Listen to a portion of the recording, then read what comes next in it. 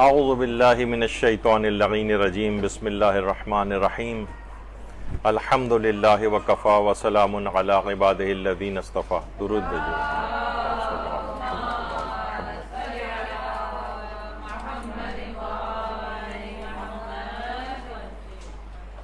ابھی کچھ ہی دن پہلے رمضان المبارک کا اختتام ہوا ہے،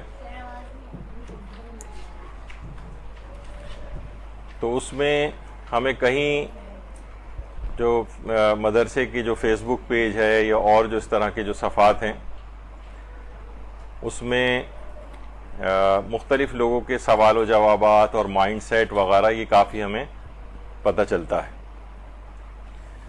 تو اس میں بہت زیادہ اس قسم کے سوالات و جوابات ہمارے پاس آئے ہیں، اور لوگوں کی بہت ساری چیزیں ایسی معلوم چلی ہیں کہ جو ان لوگوں کے نظریات ہوتے ہیں. وعلیکم السلام. تو اس میں ایک یہ بھی چیز ہے کہ لوگوں کے دماغ میں ایک ٹرینڈ جو ہے وہ ڈیولپ ہو رہا ہے کہ قرآن کی فقط تلاوت کرنا جو ہے نا ایک بیکار اور بے فائدہ چیز ہے. یعنی جب تک ہم قرآن کو تفکر نہ کریں، قرآن پہ تدبر نہ کریں، جب تک ہم قرآن پر عمل پیرا نہ ہوں، یہ سب بیکار ہے، زبانی تلاوت کا کوئی فائدہ نہیں.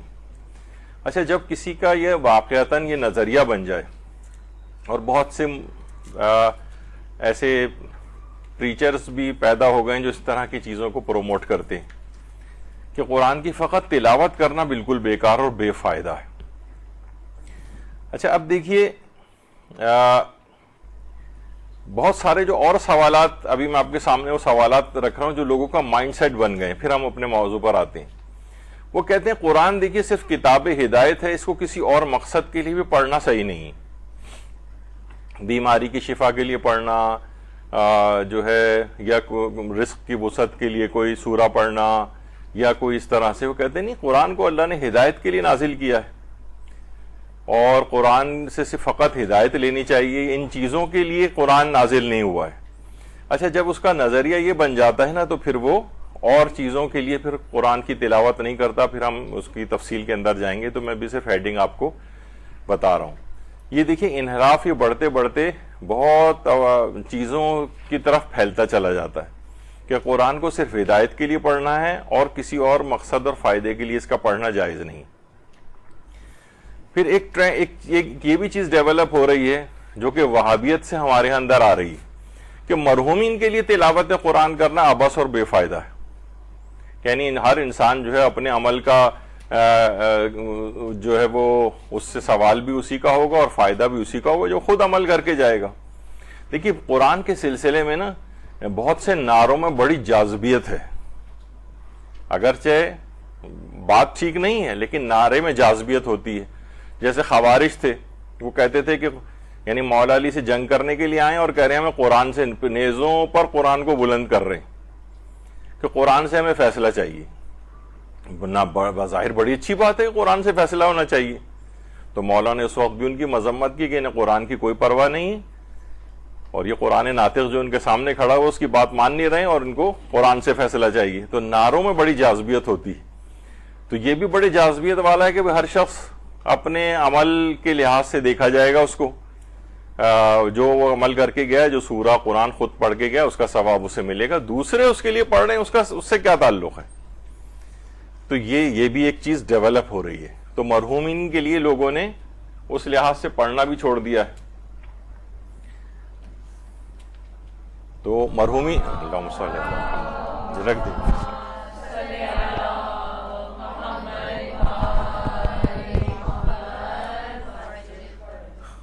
تو جس کا واقعتاً یہ والا دماغ بن جائے، وہ اپنے مرحومین کے لیے بھی نہیں پڑھے گا، اس کو نہ سورہ فاتحہ پڑھے گا، اور یہ نوجوانوں کے اندر ڈیولپ ہو رہا ہے. اور اس کے پیچھے بھی خاص پریچرز ہیں جو اس بات کو پروموٹ کر رہے ہیں. قرآن کو خود سمجھنا چاہیے، تفاسیر پڑھنے کی یا مولویوں کے پاس جانے کی کوئی ضرورت نہیں. قرآن کو اللہ نے آسان کر کے نازل کیا ہے، اور قرآن کی آیات بھی پیش کی جاتی ہیں. ہر شخص خود پڑھے اور سمجھے. تو خود اچھا، اس کے اندر کچھ چیزیں کسی حد تک ٹھیک ہیں، کس حد تک غلط ہیں. یہ جب ہم ذرا ان موضوعات پہ تفصیل سے گفتگو کریں گے تو آپ کے سامنے چیزیں کلیئر ہوں گی. کیونکہ ابھی رمضان ختم ہوا ہے، لوگ تلاوت قرآن سے فارغ ہوئے ہیں، اور یہ والی چیزیں یہ ہمیں پتہ چلا کہ تو معاشرے کے اندر بہت زیادہ دماغوں میں راسخ ہوتی جا رہی ہیں. قرآن کو خود سمجھنا چاہیے بھائی، نہ تفاسیر پڑھنے کی کوئی ضرورت ہے، نہ مولویوں کے پاس جانے کی ضرورت ہے، یعنی کسی سے پڑھنے کی ضرورت نہیں. یہ ایک ٹرینڈ ہے. پھر کچھ لوگ یہ ہے کہ بھائی ہمیں تو عربی پڑھنی آتی نہیں، تو بس ہمیں تو ہدایت لینی ہے نا اور اس کا فائدہ لینا ہے، تو ہم ترجمہ قرآن پڑھ لیتے ہیں، تو وہی تلاوت کا ہی ثواب ہمیں مل جائے گا. اس کی بھی تفصیل سے ہم انشاءاللہ اگر موقع ملا تو اس کو آگے بیان کریں گے کہ کیا فقط یعنی ترجمہ پڑھنے سے تلاوت قرآن کا ثواب یہ ملتا ہے یا نہیں ملتا ہے، کیونکہ ترجمہ پڑھنا ایک الگ چیز ہے، تلاوت قرآن کرنا یہ الگ چیز ہے. اچھا، پھر یہ کہ بھئی یہ جو تیزی کے ساتھ اب رمضان میں قرآن پہ قرآن ختم کیے چلے جا رہے ہیں اور کثرت کے ساتھ بہت تلاوت کر رہے ہیں، اس کی کیا ضرورت ہے؟ ایک قرآن بھی، ایک آیت بھی انسان سمجھ کے پڑھ لے تو کافی. اتنی کثرت مطلوب نہیں ہے. یعنی وہ لوگ جو اس قسم کا شبہ ڈالتے ہیں تو وہ یہ چیز جو ہے نا پروموٹ کرتے ہیں، اور ظاہر ہے اپنے سیاق و سباق سے ہٹ کر یا چیزوں کو ملائے بغیر کوئی ایک حدیث یا وہ اس طرح کی ان کو ملی جاتی ہے تو وہ سوچتے ہیں کہ بس صرف یہی ہے، اس کے علاوہ کوئی اور چیز نہیں ہے. تو کبھی کبھار یہ بھی ہوتا ہے کہ کثرت تلاوت بھی مطلوب ہے، یعنی خود رمضان المبارک میں کثرت تلاوت مطلوب ہے. ابھی آگے چل کر اس کا بھی ہم ذکر کریں گے. تو یہ دماغ میں ہو گیا کہ نہیں، کثرت کی کوئی ضرورت نہیں، ایک آیت یا چاند آیات بھی پڑھ لی جائیں اور اس میں ہی تفکر و تدبر کر لیا جائے تو کافی ہے. یہ ایک انحراف ہے قرآن کے سلسلے میں. پھر کچھ لوگوں کا یہ کہ ختم قرآن کرنے کی کوئی شرعی حیثیت نہیں. یہ آج تو موضوع نہیں آ پائے گا کیونکہ یہ ذرا بڑا موضوع ہے، انشاءاللہ یہ آدھے پونے گھنٹے تک یا شاید اس سے بھی زیادہ اس کو کور ہم کریں گے کہ ختم قرآن کرنے کی شریعت میں کیا حیثیت ہے. وہ کہتے ہیں نہیں، اس کی کوئی ضرورت نہیں ہے کہ آپ لوگوں کو اس میں لگا رہے ہیں، ایک قرآن ختم کر رہے ہیں، 2 قرآن ختم کر رہے ہیں، 3 قرآن ختم کر رہے ہیں، اس کی کوئی ضرورت نہیں. ختم قرآن کی شرعاً کوئی حیثیت نہیں ہے ان کے نزدیک. یہ میں کسی اور کی باتیں نہیں بتا رہا ہوں آپ کو، وہابی یا اور دیگر افکار کی، یہ ہمارے ہاں شیعت کے اندر چیزیں جو ہے نا وہ آ گئیں. پھر کچھ یہ بھی غیروں کی طرف سے بھی ہوتا ہے کہ بھئی حفظ قرآن کی بھی کوئی خاص اہمیت نہیں، رٹے مارنے کی کیا ضرورت ہے. یہی وجہ ہے کہ وہ کہتے ہیں کہ ہمارے ہاں علماء اور مجتہدین میں کہاں حافظان قرآن ہوتے ہیں. اگر اس میں کوئی بات ہوتی اس کے اندر ایسی تو ہمارے علماء اور مجتہدین بھی حافظ قرآن ہوتے ہیں. اس کا مطلب ہے کہ اس کی کوئی اہمیت نہیں. یہ تو پورا ایک ایسا موضوع ہے، آج میں سوچ کے آیا تھا لیکن ذرا تھوڑا تاخیر سے درس شروع ہوا، یہ نہیں آ پائے گا موضوع کہ آدھے پونے گھنٹے کا کم سے کم یہی ہے جس کے اندر ہم وہ فہرست بھی آپ کے سامنے پیش کریں گے کہ کون کون سے موجودہ زمانے میں حافظ قرآن ہے اور جو پہلے رہ چکے ہیں. تفصیل اس کے اندر آئے گی. لیکن ایسا نہیں کہ حفظ قرآن کی کوئی اہمیت ہی نہیں. لوگ کہتے ہیں کہ کیا رٹو طوطے کی طرح سے مثلا صرف قرآن کو رٹ لیا جائے اور بس اس کو سمجھنا چاہیے، ایک آیت بھی سمجھ لیں تو کافی ہے، رٹے مارنے کی ضرورت نہیں. تو یہ ایک انحراف اس سلسلے میں آ رہا ہے. ایک کچھ جگہوں سے یہ بھی ہونے لگا ہے کہ جناب مجتہدین جو بغیر قرآن پڑھے مجتہد بن جاتے ہیں. ان کی زندگیوں میں نہ ہمارے حوزہ ہے علمیہ میں قرآن ہے معاذ اللہ، اور نہ ہی مجتہدین جو ہے قرآن کے اوپر کوئی محنت کرتے ہیں. بس یہ فقہی مسائل وغیرہ، نجاسات مطہرات وغیرہ کے اندر لگے رہتے ہیں. باقی قرآن سے ان سے کوئی دلچسپی نہیں. انشاءاللہ اس موضوع پہ بھی، اس جو اعتراض ہے، شبہ ہے، اس پہ بھی ہم بات کریں گے. بعض اوقات یہ ہوتا ہے کہ آپ کو جو قرآن کو بہت زیادہ پروموٹ کرتے ہیں اور تو وہ نا عام طور پر عام افراد کے اوپر یہ لیبل لگاتے ہیں کہ آپ جو ہے نا اصلاً نہ آپ قرآن پڑھ رہے ہیں، نہ جب آپ قرآن نہیں پڑھ رہے تو آپ اس پر عامل بھی نہیں ہیں. یعنی وہ سوچتے ہیں کہ شاید قرآن کی ایک ایک صفحہ کھول کر اس کے اندر جو چیز ہے اس کو اندر پڑھ کے اسے عامل ہوا جاتا ہے. یہ ایک بہت بڑا شبہ ہے. یہ انشاءاللہ اس کی موضوع کے اوپر بھی ہماری گفتگو ہوگی. یہ بہت سارے چیزیں تو یہ آج کور بھی نہیں ہو پائیں گی، آئندہ آنے والے درسوں میں انشاءاللہ اس کو پورا کریں گے. کہ یعنی قرآن پر جو آلریڈی عمل کرنے والے افراد ہیں انہیں خلاف قرآن ہونے کا طعنہ دیا جاتا ہے کہ آپ لوگ کہاں، دیکھیے ہماری زندگی میں قرآن ہے ہی نہیں، نہ آپ لوگ قرآن پر عمل کرتے ہیں، نہ قرآن کھولتے ہیں، نہ عمل کرتے ہیں. جبکہ ایسا نہیں. کچھ لوگوں کا یہ ہے کہ اس میں سے جو مفاہیم اور چیزیں ہیں یہ فقط ترجمہ قرآن پڑھ کے بھی قرآن کے مفاہیم سمجھے جا سکتے ہیں. قرآن کھولیں، ٹھیک ہے آپ کو عربی نہیں آتی ہے، عربی چھوڑ دیں، آپ صرف ترجمہ قرآن پڑھتے رہیں اور سمجھتے جائیں کہ اس میں کیا بات کہی گئی. یہ خود ایک اتنا بڑا ایک فتنہ بن گئی ہے چیز کہ کتنے ٹی وی کے اوپر یوٹیوبرز موجود ہیں ایسے انٹرنیٹ پر، اور کتنے ایسے نام نہاد اسکالرز جو ہیں وجود میں آ گئے ہیں ایک مشروم کی طرح سے، یعنی پھیلتے چلے جا رہے ہیں وہ، کہ جو فقط ترجمہ قرآن پڑھ پڑھ کے ایسے ایسے باطل نظریات ہیں ان کے کہ آپ سر پکڑ کے بیٹھ جائیں گے. کوئی صاحب نظر آ رہے ہوتے ہیں وہ کہتے ہیں جناب محمد رسول اللہ صلی اللہ علیہ وآلہ وسلم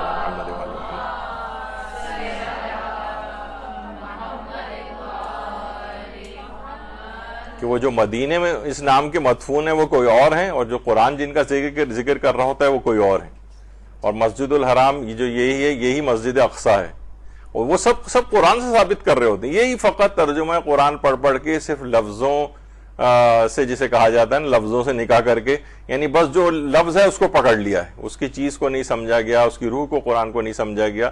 فقط ترجمہ قرآن پڑھ کے جو مفاہیم اخذ کیے جا رہے ہیں بہت بڑا انحراف پیدا کر رہے ہیں. اس سے کہیں بہتر تھا تم پڑھتے ہی نہیں، بس صرف عربی کی حد تک ہی رہ جاتے، چاہے ایک لفظ سمجھ میں نہ آتا.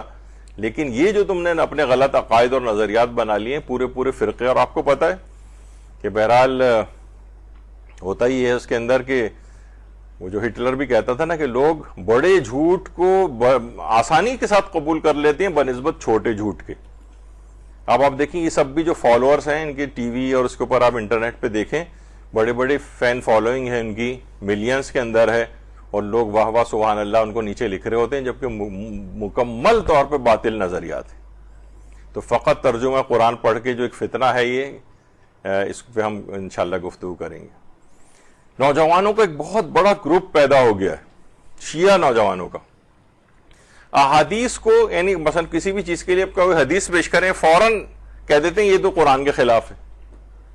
یعنی ہر وہ چیز جو آپ نے اپنا باطل نظریہ بنایا ہوا اس کے لیے جب حدیث معصومین پیش کی جاتی ہے تو فوراً وہ اس کو ٹھکرا دیتے ہیں کہ قرآن کے خلاف ہیں حدیثیں، جبکہ نہ وہ قرآن کے خلاف ہوتی ہیں.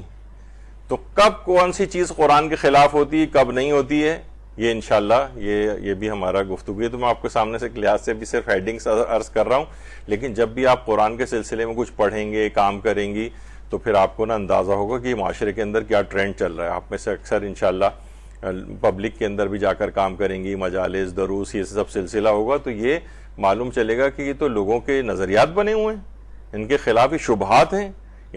شبہات آپ کو پتہ ہے کہ یہ پھر وہ خشت اول چون عہد معمار کج تا سریا میر اوید دیوار کج، یعنی اگر عمارت کی پہلی اینٹ ٹیڑھی رکھ دی گئی ہے نا تو یہ اس کو آسمانوں تک بھی لے جائیں تو پوری ٹیڑھی ہوتی چلی جاتی ہے اور اتنا ہی بڑا انحراف آ جاتا ہے. تو ان کو ہمیشہ چھوڑ نہیں دینا چاہیے، ان کو ایڈریس کرنا چاہیے، شبہات کو زائل کرنا چاہیے. تو احادیث کو خلاف قرآن سمجھ کر ٹھکرا دینے کا فتنہ ایک بہت بڑا فتنہ ڈیولپ ہو گیا ہے. اچھا، فقہ و عقائد میں قرآن کے ظاہری معنوں سے استنباط کرنا، مثلا کیا ہے کہ مسئلہ توسل یا اولیاء خدا سے مدد مانگنا، فوراً وہ قرآن کی آیت پیش کر دے گا ایاک نعبد و ایاک نستعین، تیری عبادت کرتے ہیں تجھی سے مدد چاہتے ہیں، اس کا مطلب یا علی مدد کہنا بدعت ہے مثلا، یا معصومین سے مدد مانگنا جو ہے وہ بدعت ہے. تو کیا ہے اس نے قرآن کے ظاہری معنوں سے ایک چیز کا استنباط کیا. فقہی احکام کے اندر بھی ہونے لگا ہے کہ دیکھیے جب قرآن میں فلاں چیز کو کہہ دی گئی ہے تو بس پھر اس کو ہمیں ماننا چاہیے. وہ اب اس متعلق کیا کیا احادیث آئی ہیں کیا نہیں ہے بڑی تفصیلی بحث ہوتی ہے.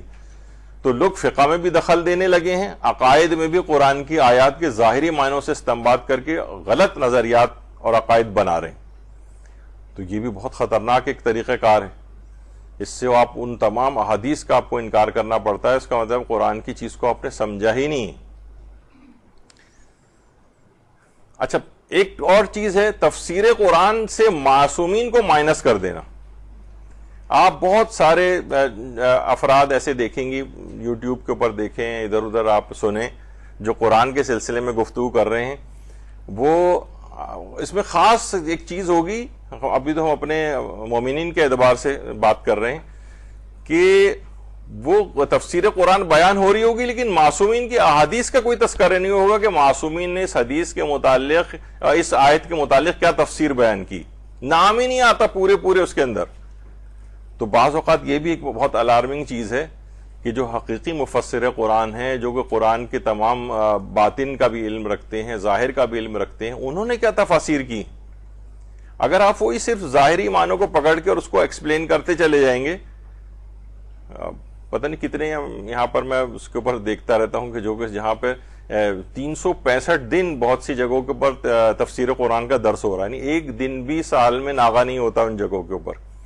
اور جب آپ پڑھتے ہیں ان کو سنتے ہیں تو معلوم ہی چلتا ہے کہ اس کے اندر حدیث تو کوئی بیان ہی نہیں، بس قرآن کی صرف آیت چل رہی ہے، اس کے جو ظاہری معنی الٹ پھیر کر کے آگے پیچھے کر کے اپنے معنوں کے ساتھ ملا کے وہ بیان ہو رہے ہیں.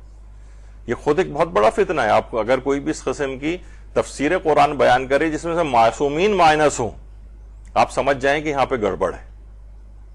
یہ جو ہے نا کچھ کسی اور طرف جو ہے آپ چلی جائیں گی، بظاہر چاہے باتیں بہت اچھی بھی لگیں. دیکھیے بعض اوقات یہ بھی ہوتا ہے کہ انحراف جو ہے نا بہت جلدی ظاہر نہیں ہوتا ہے، 30 سال 40 سال لگ جاتے ہیں. بعض اوقات پھر آپ کو سمجھ میں آتا ہے کہ ارے یہ تو انحراف تھا. شروع میں باتیں بہت اچھی لگ رہی ہوتی ہیں، جیسے ابھی میں نے کہا کہ قرآن کے سلسلے میں نعروں کی بڑی جاذبیت ہے، اٹریکٹیو نعرے. قرآن سے بات ہونی چاہیے، قرآن پہ عمل ہونا چاہیے، قرآن پہ تفکر ہونا چاہیے، قرآن پہ تدبر ہونا چاہیے. کتنی اچھی باتیں ہیں اور واقعتاً ہونا بھی چاہیے، لیکن وہ اس کے اندر کہاں سے انحرافات ہوتے ہیں یہ خود اس کو بہت زبردست سمجھنے کی ضرورت ہوتی ہے. تو اس کے اندر ایک یہ بھی ہے کہ تفاسیر قرآن سے معصومین کو مائنس کرنا یہ خود ایک بہت بڑا مسئلہ ہے. قرآن کی سائنس کے ساتھ زبردستی تطبیق کرنا یہ بہت مسئلہ ہو گیا.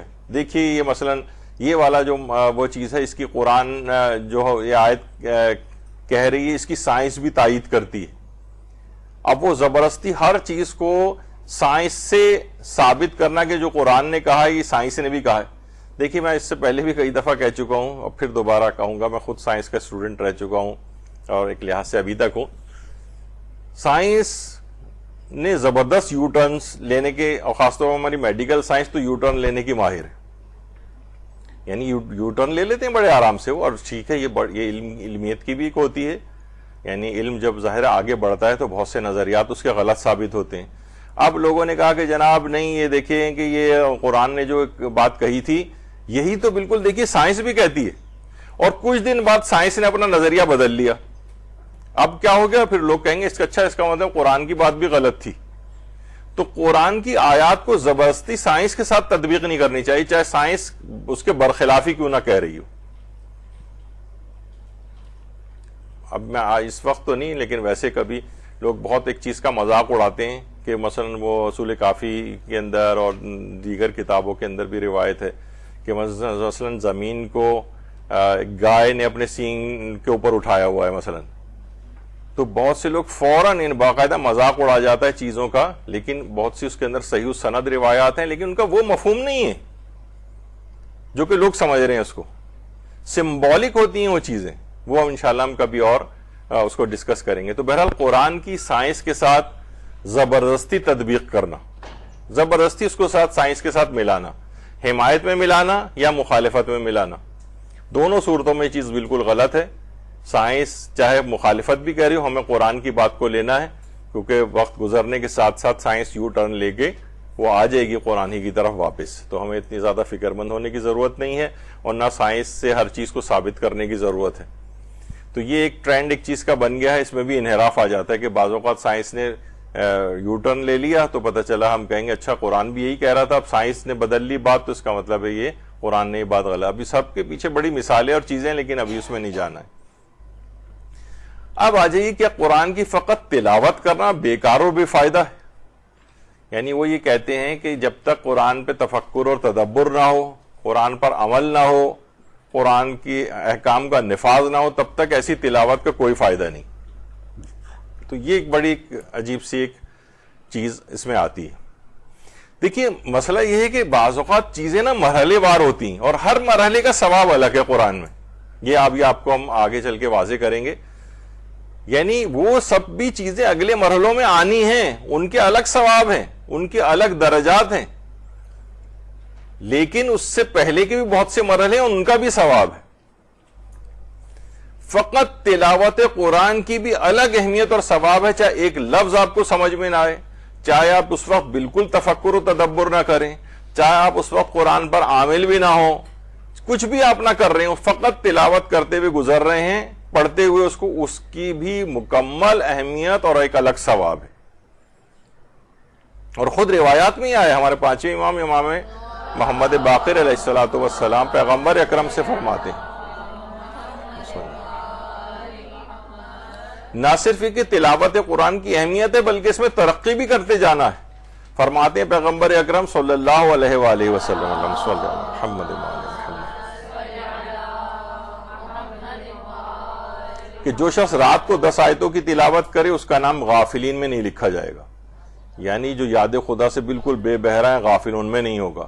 جو شخص 50 آیتوں کی تلاوت کرے اس کا نام ذاکرین میں لکھا جائے گا، اور جو شخص 100 آیتوں کی تلاوت کرے اس کا نام قانتین میں لکھا جائے گا، اور جو شخص 200 آیتوں کی تلاوت کرے اس کا نام خاشعین میں لکھا جائے گا، اور جو شخص 300 آیات کی تلاوت کرے اس کا نام سعادت مندوں میں لکھا جائے گا، جو شخص 500 آیات کی تلاوت کرے اس کا نام عبادت اور پرستش خدا کی کوشش کرنے والوں میں لکھا جائے گا، اور جو شخص 1000 آیتوں کی تلاوت کرے وہ ایسا جیسے اس نے کثیر مقدار میں سونا راہ خدا میں دیا ہو۔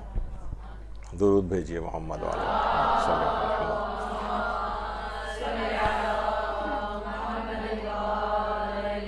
اب مثلا یہ جو آپ پڑھتے ہوئے جا رہی ہیں 10 سے لے کر اور 1000 آیات تک کے جو لیول بتائے گئے اور ہر لیول دوسرے سے بڑا ہے، تو یہ اگر 1000 آیتوں پہ کہ تفکر و تدبر اور جو عمل کرتے ہوئے ایک رات کے اندر اس کو پڑھے گا نہیں، یہ فقط تلاوت کی بات ہو رہی ہے، بس صرف لفظی طور پر تلاوت قرآن کرتے ہوئے جانا اس طرح سے، اور یہاں تک کہ یہ پورا اب ہر شخص اپنے ہمت، اپنے شوق، اپنے جذبے اور کتنا وقت وہ اس کے لیے دین کے لیے صرف کرتا ہے۔ ہمارے ہاں تو اب اس قسم کا ٹرینڈ ہو گیا ہے نا کہ وہ لاہو لائیو میں خاص طور پہ نماز مغرب اور عشاء کے بعد باقاعدہ بہت سی روایات میں تو ہے کہ فرشتے چند موقع پہ جو ہنستے ہیں، ان میں سے ایک موقع یہ بھی ہے کہ جب نماز عشاء بھی وہ پڑھ لیتا ہے تو وہ، اور اس کے بعد پھر وہ لاہو لائیو والی چیزوں میں مشغول ہو جاتا ہے، وہی پھر دیکھ رہا ہے، وہی ٹی وی ڈرامے گیم شوز فلاں اور یہ سب چیزیں، تو فرشتے اس کے اوپر ہنستے ہیں کہ شخص پورے دن میں بھی تو لاہو لائیو کے اندر گرفتار رہا، اب نماز عشاء پڑھنے کے بعد تو پھر اسی کے اندر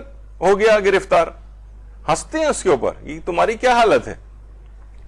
تو یہاں پر تو دیر سے اس وجہ سے سونا تو کون، جب بالکل بستر پہ تھک کے چور ہو کے جس وقت لیٹتے ہیں تو اس وقت تو پھر جن دن میں جن اعمال میں مصروف رہتے ہیں اس کی وجہ سے یہ توفیق بھی نہیں ملتی ہے کہ وہ ایک سورہ بھی پڑھ سکیں سونے سے پہلے۔ تو ہمارے ہاں تو یہ کہ تلاوت قرآن میں بھی ترقی کا سوچا جائے کہ ہم پہلے اتنی سورہ پڑھتے تھے سونے سے پہلے، اب اور آگے بڑھیں اور آگے بڑھیں اور آگے بڑھیں، پھر ہر شخص کی ہمت اور طاقت، ورنہ کم سے کم 50 آیات کا تو ایک ٹارگٹ، ایک ایوریج جو ہے وہ رکھنا ہی چاہیے۔ اب اس چند سوروں کا انتخاب کر لیں جو مل کے 50 آیات بن جائیں، تو بہرحال ترقی کرنی چاہیے۔ تو اگر یہ تلاوت قرآن بالکل بے فائدہ ہوتی تو پھر تو کہنے کی ضرورت ہی نہیں تھی کہ نہیں اتنی ساری آیتیں، معلوم ہے کہ 1000 آیت کوئی پڑھے گا تو ان میں کہاں تفکر و تدبر کر پائے گا۔ تو اس کا مطلب ہے کہ فقط تلاوت بھی مقصود ہے، فقط تلاوت بھی مطلوب ہے، چاہے اور چیزیں اس کے ساتھ ہوں یا نہ ہوں، وہ اور ترقی کی چیزیں ابھی آگے چل کر وہ ہم بیان کریں گے، کیونکہ قرآن کی فقط قرات کرنا یہ بہترین عبادت سمجھا گیا ہے۔ روایت کے اندر ہے باقاعدہ پیغمبر اکرم صلی اللہ علیہ وآلہ وسلم کی، اللہم صلی علی محمد وعلی محمد، کہ قرآن کی قرات کرنا بہترین عبادت ہے، یعنی فقط قرات تلاوت بس یہ کافی، یعنی اگر کوئی شخص یہ بھی کر رہا ہے تو کافی ہے، یعنی اس کو اس کا ثواب ضرور ملے گا، ورنہ تو پیغمبر اس میں کہہ دیتے کہ فقط قرآن کی تلاوت کرنا یہ عبادت نہیں ہے بلکہ تفکر و تدبر ہی ضروری ہے ہر دفعہ، نہیں ایسا کچھ نہیں، اس میں بھی وہ ایک الگ مرحلہ ہے، وہ بھی آگے چل کر ہم اس کا ذکر کریں گے۔ سورہ اخلاص کی ہر آیت کی الگ الگ 1000 فائدے، پیغمبر اکرم صلی اللہ علیہ وآلہ وسلم، اللہم صلی علی محمد وعلی، کہ جو شخص سورہ اخلاص پڑھے اللہ اس پر 1000 رحمت کی نظر ڈالتا ہے پہلی آیت کے بدلے میں، اور دوسری آیت کے اجر میں اس کی 1000 دعاؤں کو قبول کرتا ہے، اور جب اس کی تیسری آیت پڑھتا ہے تو اس کے 1000 سوالات کو پورے کرتا ہے، اور چوتھی آیت کے بدلے میں اس کی 1000 ایسی حاجتیں برلاتا ہے جو بہتر ہوں دنیا اور آخرت میں۔ یعنی صرف سورہ قل هو اللہ احد کی جو آیات ہیں، ہر آیت کے الگ الگ 1000 فائدے، فقط تلاوت کے جو شخص سورہ اخلاص پڑھے اس کے اندر کوئی الگ سے چیز اس میں نہیں ڈالی گئی ہے کہ جب تک مکمل تفکر و تدبر کے ساتھ نہ پڑھے، جب تک اس کے اوپر عامل نہ ہو، ایسا کچھ نہیں، فقط تلاوت ہی کا یہ ثواب ہے، اور پھر وہ ایڈیشن ہوتا جائے گا، وہ آگے چل کر آئے گا کہ مزید اگر مراحل ساتھ میں ہوں۔ اور ہمارے چھٹے امام جعفر صادق علیہ السلام فرماتے ہیں کہ میں تمہیں تلاوت قرآن کا کہتا ہوں کیونکہ جنت کے درجے قرآن کی آیات کی تعداد کے برابر ہیں۔ قیامت کے دن قرآن کی تلاوت کرنے والے سے کہا جائے گا قرآن پڑھو تاکہ تیرا درجہ بلند ہو، جو ہی وہ ایک آیت تلاوت کرے گا اسے ایک اور درجہ عطا کر دیا جائے گا، تو وہاں آیات پڑھتا جائے گا اور جنت میں اتنے درجے اس کے بلند ہوتے چلے جائیں گے۔ اور یہ بھی ہے کہ جتنی آیات وہ جس دنیا کے اندر پڑھ چکا ہے، یعنی مقصد ایک یہ ہے کہ اتنے ہی درجات اس کے جنت اور آخرت میں بلند ہوں گے۔ تو امام نے فرمایا کہ میں تمہیں تلاوت قرآن کا کہتا ہوں، یہاں پہ تدبر قرآن، تفکر قرآن اس طرح کے الفاظ نہیں آئے، وہ ایک الگ مواقع بھی ہیں اس کے، لیکن یہاں پر فقط تلاوت کی بات ہو رہی ہے، جو وہ بھی مطلوب ہے، وہ بھی عین اسلامی چیز ہے، اس کے بھی وہ بہت ثواب اور فوائد ہیں، بہت فضیلتیں ہیں، یہاں تک کہ جنت میں درجات قرآن کی جتنی آیات کی تلاوت اس نے کی ہوگی اس کے مطابق اس کو درجات ملیں گے۔ قرآن کے حروف کو دیکھنے کا الگ ثواب، تلاوت کی تو بات الگ ہے، صرف قرآن کے حروف کو دیکھنا، یعنی آپ نے قرآن کھولا، اس کے حروف کے اوپر آپ نے جو ہے وہ نگاہ کی۔ ابو سعید خدری سے روایت ہے کہ رسول اللہ نے فرمایا اپنی آنکھوں کی عبادت کا حق ادا کرو، اللہم صلی علی محمد وعلی محمد، اپنی آنکھوں کی عبادت کا حق ادا کرو۔ لوگوں نے پوچھا یا رسول اللہ آنکھوں کی عبادت کا حق کیا ہے؟ آپ نے فرمایا قرآن مجید میں نگاہ کرنا، یعنی اسے دیکھ کر پڑھنا اور اس میں غور و فکر کرنا، اس کے عجائبات کے ذکر کے وقت عبرت حاصل کرنا۔ یہ آگے کے درجات بھی بتائے گئے، لیکن پہلا درجہ کیا ہے؟ یعنی اس میں قرآن کی صرف اس کے اوپر نگاہ کی جائے، یعنی اس کو دیکھ کر اگر پڑھا جائے تو فقط اس کا بھی ایک الگ ثواب ہے، یعنی تلاوت کا بھی ثواب ملے گا اور قرآن کے حروف پر نگاہ کرنے کا بھی ثواب ملے گا۔ بہت سے سورے ہمیں زبانی یاد ہوتے ہیں تو ہم ویسے پڑھتے ہیں، لیکن وہی اگر دیکھ کر پڑھیں گے تو ثواب اور بڑھ جائے گا۔ اچھا، قرآن کو سادہ طریقے سے بغیر لحن کے تلاوت کا الگ ثواب ہے۔ مثلا آپ پڑھتی ہیں بسم اللہ الرحمن الرحیم الحمدللہ رب العالمین، اس طرح سے، اس میں کوئی لحن وغیرہ نہیں، اس کو آپ نے سادہ طریقے سے پڑھا بغیر لحن کے، اس کی بھی تلاوت کا ثواب ہے۔ یعنی میں اس طور پہ ہم چیزیں بیان کر رہے ہیں کہ دیکھنے کا الگ ثواب ہے، بغیر لحن کی تلاوت کا الگ ثواب ہے، اور اسی طریقے سے قرآن کو خوش الحانی سے لحن کے ساتھ تلاوت کا الگ ثواب ہے۔ اب بہت اچھی آواز بنا کے جس طریقے سے عام طور پہ قاری حضرات پڑھتے ہیں اور خوشنما آواز کے اندر قرآن پڑھنا، اس کا ثواب اور بڑھ جائے گا، کیونکہ روایت میں پیغمبر اکرم صلی اللہ علیہ وآلہ وسلم فرماتے ہیں اللہم صلی علی محمد وآل محمد کہ اپنی آواز سے قرآن کو زینت دو، کیونکہ اچھی آواز حسن قرآن کو زیادہ کرتی، یعنی اس کا مطلب ہے کہ اچھی آواز کے ساتھ اگر کیا جائے تو مزید فضیلت کی بات ہے، مزید ثواب کی بات ہے۔ یعنی اب دیکھیے درجات اور لیولز جو ہیں یہ الگ الگ ہوتے جا رہے ہیں، کوئی ایک کو پکڑ کے آپ یہ نہیں کہہ سکتے کہ باقی سارے بیکار ہو گئے۔ اور یہ بھی فرمایا کہ قرآن کو اپنی آوازوں کے ساتھ حسن عطا کرو، کیونکہ اچھی آواز ہی قرآن کے حسن میں اضافہ کر سکتی ہے۔ اور یہ بھی پیغمبر اکرم صلی اللہ علیہ وآلہ وسلم نے فرمایا اللہم صلی علی محمد وآل محمد کہ اللہ نے ہمیشہ اچھی آواز والے کو ہی نبی بنا کر بھیجا ہے۔ جیسے کہ حضرت داؤد کے متعلق ملتا ہے کہ جس وقت وہ زبور کی تلاوت کرتے تھے تو جس وقت وہ تلاوت کرتے تھے اس کے ساتھ جب وہ تلاوت کرنا شروع کرتے تھے درخت، چرند، پرند، دیواریں، ہر طرح سے ہر جگہ سے زبور کی تلاوت کی آواز گونجنے لگتی تھی، وہ بھی ان کے ساتھ تلاوت کی آواز میں ہم آواز ہو جاتے تھے۔ تو بہرحال یہ ہے کہ اچھی آواز کے ساتھ تلاوت کرنا اس کا الگ ثواب ہے خوش الحانی کے ساتھ، اور یہ حسن قرآن کو جو ہے اور بڑھاتی ہے، تو یہ اور ثواب میں بھی اضافہ ہوتا ہے، فضیلتوں میں بھی اضافہ ہوتا ہے۔ اور جس وقت امام زین العابدین علیہ السلام قرآن کی تلاوت کرتے تھے اللہم صلی علی محمد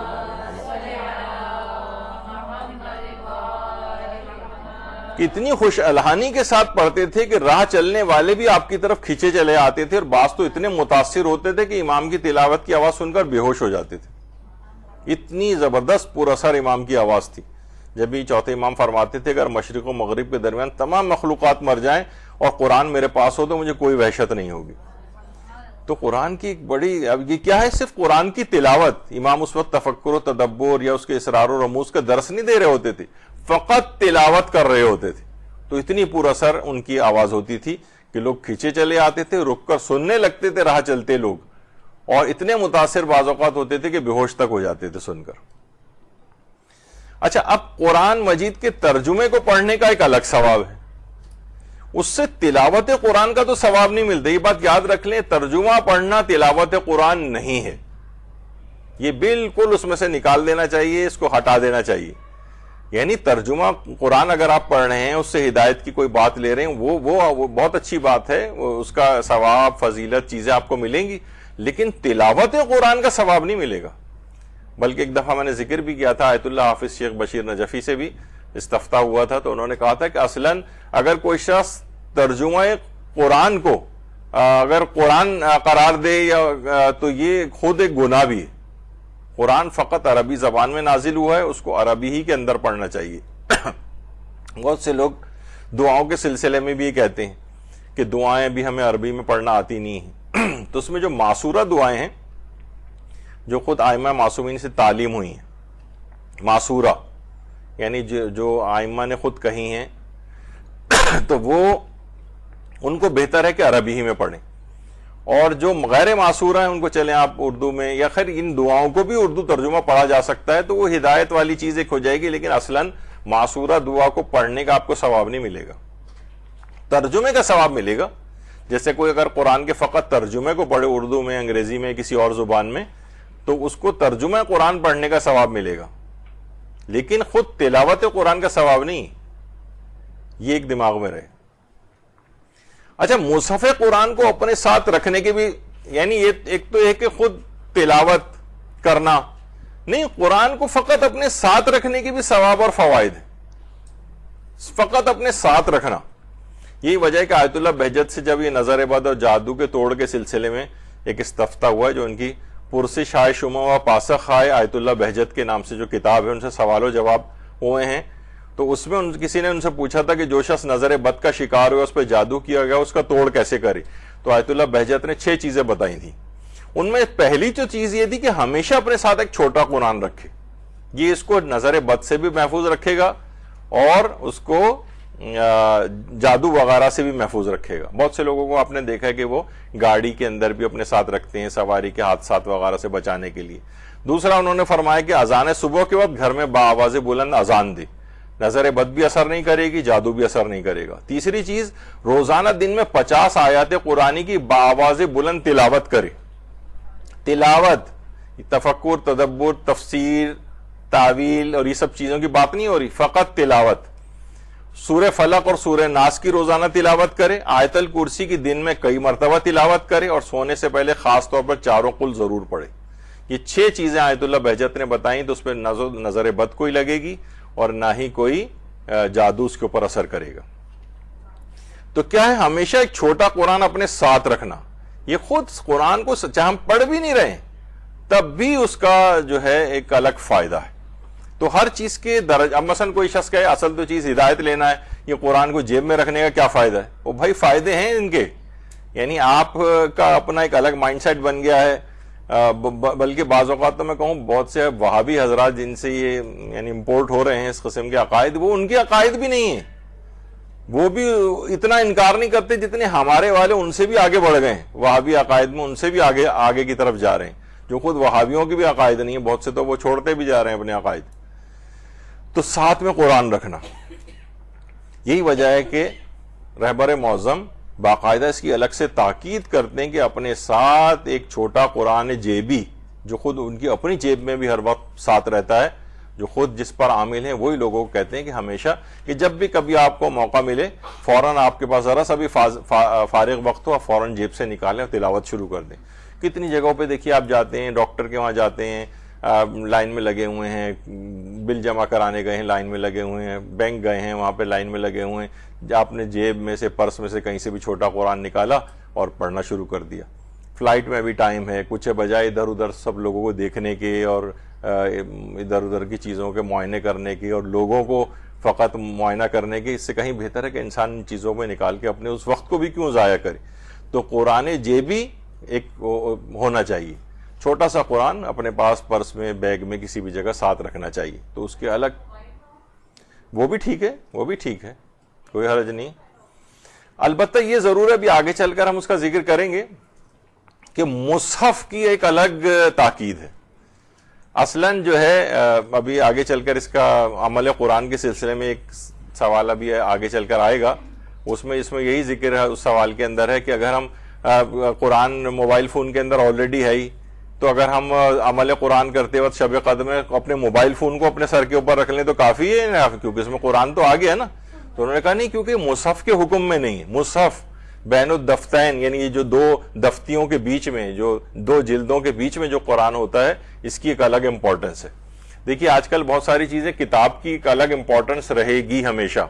یہی وجہ ہے کہ یہ جو بھی انٹرنیٹ اور اس طرح کی جو چیزیں ہیں اور کتاب نہیں پڑھتے ہیں تو ان کی معلومات ہمیشہ بہت اچٹتی پچٹتی ہوتی ہیں، اور یہ انحراف کا بھی جلدی شکار ہوتے ہیں. بس یہاں سے کلپ آ گیا، وہاں سے ریلز آ گئیں، وہاں سے شارٹس آ گئے، وہاں سے اس طرح کی چیزیں آ گئیں چند سیکنڈز کی. اس سے کوئی چیز نہیں بنتی جب تک، اور طالب علموں کو یا جن کو معاشرے میں کام کرنا ہے انہیں کتابیں ہی پڑھنی پڑیں گی. اور بہت مشکل ہے کیونکہ اس موبائل فون کے اندر یا لیپ ٹاپ وغیرہ کے اندر کتابیں نہیں پڑھی جا سکتی. ایسے ہی ایک آدھ صفحہ پڑھا جا سکتا ہے، یعنی میرا اپنا، ہم دن و رات اس کے اوپر بیٹھتے ہیں، لیکن اصلاً جو چیز کتاب سے ہے واقعتاً جبھی اس کی امپورٹنس ہے. ورنہ سارے علماء اور مراجع ہر وقت موبائل فون ہاتھوں میں لیے بیٹھے ہوتے، کسی کے پاس بھی نظر نہیں آئے گا. ہمارے استاد محترم تو اپنے پاس موبائل فون ہی نہیں رکھتے سرے سے. تو بہرحال، اور واقعی ہے کہ بہت ساری چیزیں، ورنہ ہر جو آوازیں اس کے اندر نکلتی رہتی ہیں وہ آپ کو ڈسٹریکٹ بھی کرتی ہیں.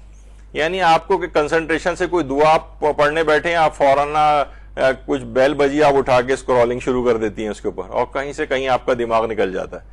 تو بہرحال یہ اتنے اچھی چیزیں نہیں ہیں، فائدے اپنی جگہ ہیں لیکن نقصانات زیادہ نظر آ رہے ہیں. اچھا، اب قرآن میں تفکر و تدبر کا ایک الگ سے مزید ثواب ہے. یہ ایک الگ مرحلہ ہے، لیکن اس مرحلے پہ جانے والے یا اس کی تلقین کرنے والوں کے لیے لازم نہیں کہ پچھلے تمام مراحل کو وہ ڈینائی کر دیں. نہیں، وہ بیکار ہیں سارے. اصل تو یہ چیز یہ ہے، اس کی اپنی الگ امپورٹنس ہے. یہاں تک کہ ایک دفعہ امیر المومنین نے لوگوں کے سامنے، اللہم صلی علی محمد و آل محمد، لوگوں کے سامنے حضرت جابر بن عبداللہ انصاری کی تعریف کی. تو کسی نے کہا مولا آپ باب علم ہونے کے باوجود یعنی جابر کی تعریف کر رہے ہیں؟ آپ نے فرمایا تمہیں معلوم نہیں جابر بن عبداللہ انصاری اس آیت کی تفسیر سمجھتے تھے کہ ان الذین فرض علیک القرآن لدارک الی معاد، یعنی بے شک جس نے آپ پر قرآن کا فریضہ عائد کیا ہے وہ آپ کو آپ کی منزل تک ضرور پہنچائے. صرف ایک آیت کی تفسیر وہ سمجھتے تھے. امام نے کہا کہ، اور اس کی بڑی جابر کی تعریف کر رہے تھے اس پہ امام. تو اس کا مطلب یہ ہوا کہ واقعتاً قرآن میں یعنی وہ پھر وہ لیول بھی الگ ہوتا ہے تفکر و تدبر کا، کہ جس کی پہ تعریف کی جاتی ہے. ابھی تو جو عام افراد جو تفکر و تدبر کی ان کو جو دعوت دی جاتی ہے نا، وہ کچھ مقدمات کو حاصل کیے بغیر وہ ان کو انحراف کی طرف لے جاتا ہے. وہ جب ہم اس موضوع پہ ڈسکس کریں گے تو آپ کو میں بتاؤں گا کہ لوگوں نے کون کون سے نظریات اسی قرآن سے بنا لی. یضل بہ کثیرا و یہدی بہ کثیرا، لوگ سمجھ میں نہیں آتی ان کو کہ قرآن سے اکثر لوگ ہدایت پا جاتے ہیں اور اکثر اس سے گمراہ بھی ہو جاتے ہیں. قرآن کی آیت ہے کہ قرآن سے گمراہ ہو جاتے ہیں. تو خدا نخواستہ قرآن گمراہ نہیں کرتا ہے، وہ ان کے اندر کیا خرابیاں ہوتی ہیں جو ان کو قرآن سے گمراہ کر دیتی ہیں. ورنہ آپ دیکھیں کہ جتنے اس وقت منحرف فرقے اور عقائد ہیں وہ سب کے سب قرآن کو سامنے لا کے کھڑا کر دیتے ہیں. آپ کے دیکھیے قرآن کی آیت کے اندر ہے، اور ہر شخص ہر مکتب اپنے آپ کو قرآن کی آیات سے ثابت کر رہا ہوتا ہے. تو یقیناً کوئی انحراف ہوگا نا. متضاد عقائد کیسے قرآن سے ثابت ہو سکتے ہیں اس طرح؟ تو اس کی تفسیر کے ساتھ سمجھ کر پڑھنے کی، تفکر و تدبر کی وہ لیول ہی الگ ہوتا ہے کہ جس میں جو قابل تعریف بنتا ہے، جس کی امام تعریف کر رہے ہیں حضرت جابر کی. اچھا، اب اور اگلا لیول ایک ہے قرآن سے فقہا کا استنباط و استخراج، یہ مسائل دینیہ کا، یہ بالکل ایک الگ ثواب رکھتا ہے. مجتہدین اسی سے ہی طلاق کے فقہی احکام نکال رہا ہے قرآنی آیات سے، وضو کی آیات سے جو ہے وہ قرآنی احکام نکال رہا ہے، تیمم کو قرآن کی آیات سے ثابت کر رہا ہے. وہ اس کے جس احکامات کو استخراج کرنے کا میں آگے چل کے کبھی پیش کروں گا انشاءاللہ، کہ مثلا عام شخص جو حج و عمرہ میں جو صحیح کی جاتی ہے، قرآن میں اس کی آیت ہے کہ کوئی حرج نہیں ہے کہ تم صحیح کر لو، اس سے یہ لگ رہا ہے کہ یہ آپشنل چیز ہے جبکہ صحیح کرنا واجب ہے۔ اب جو فقط ترجمہ قرآن اس طرح سے سرسری پڑھتا جائے وہ کیا کہتے کہ قرآن نے کہا کوئی حرج نہیں، اس کا مطلب ہے کریں نہ کریں دونوں طرح سے صحیح ہے، تو وہاں پہ کوئی حرج نہیں کہ کیا معنی ہیں یہ اس کو سمجھنا پڑے گا۔ تو قرآن سے فقہا کا استنباط اور استخراج مسائل دینیہ کا یہ الگ ثواب ہے، ایک بہت الگ لیول ہے۔ بعض اوقات یہ جو ہمارے فقہا اور مجتہدین پہ اعتراض ہوتے ہیں کہ یہ قرآن سے بالکل آ رہی ہیں، یہ لوگ قرآن کا ان کا کوئی رول نہیں ہے فقہ وغیرہ کے اندر، جبکہ آپ اگر صرف ان کے درس خارج جو انہوں نے کیا تو استدلالی درس خارج کی جو کتابیں ہیں وہ پڑھیں یا ان کے درس خارج کوئی شخص جا کے انٹرنیٹ پہ بھی سنے، تو یعنی اس موضوع پر ممکن ہی نہیں ہے کہ وہ آیت قرآنی کو کھولے بغیر جو ہے نا، بلکہ پہلے وہ بیان کرے گا اس کے بعد احادیث کی طرف جائے گا۔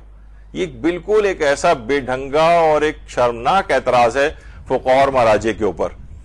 تو قرآن سے ان کا استنباط بہت سی آیات ایسی ہیں، ان جاءکم فاسق بنبأ فتبینوا، کہ اگر کوئی فاسق تمہارے پاس خبر لے کے آئے تو تحقیق کر لیا کرو۔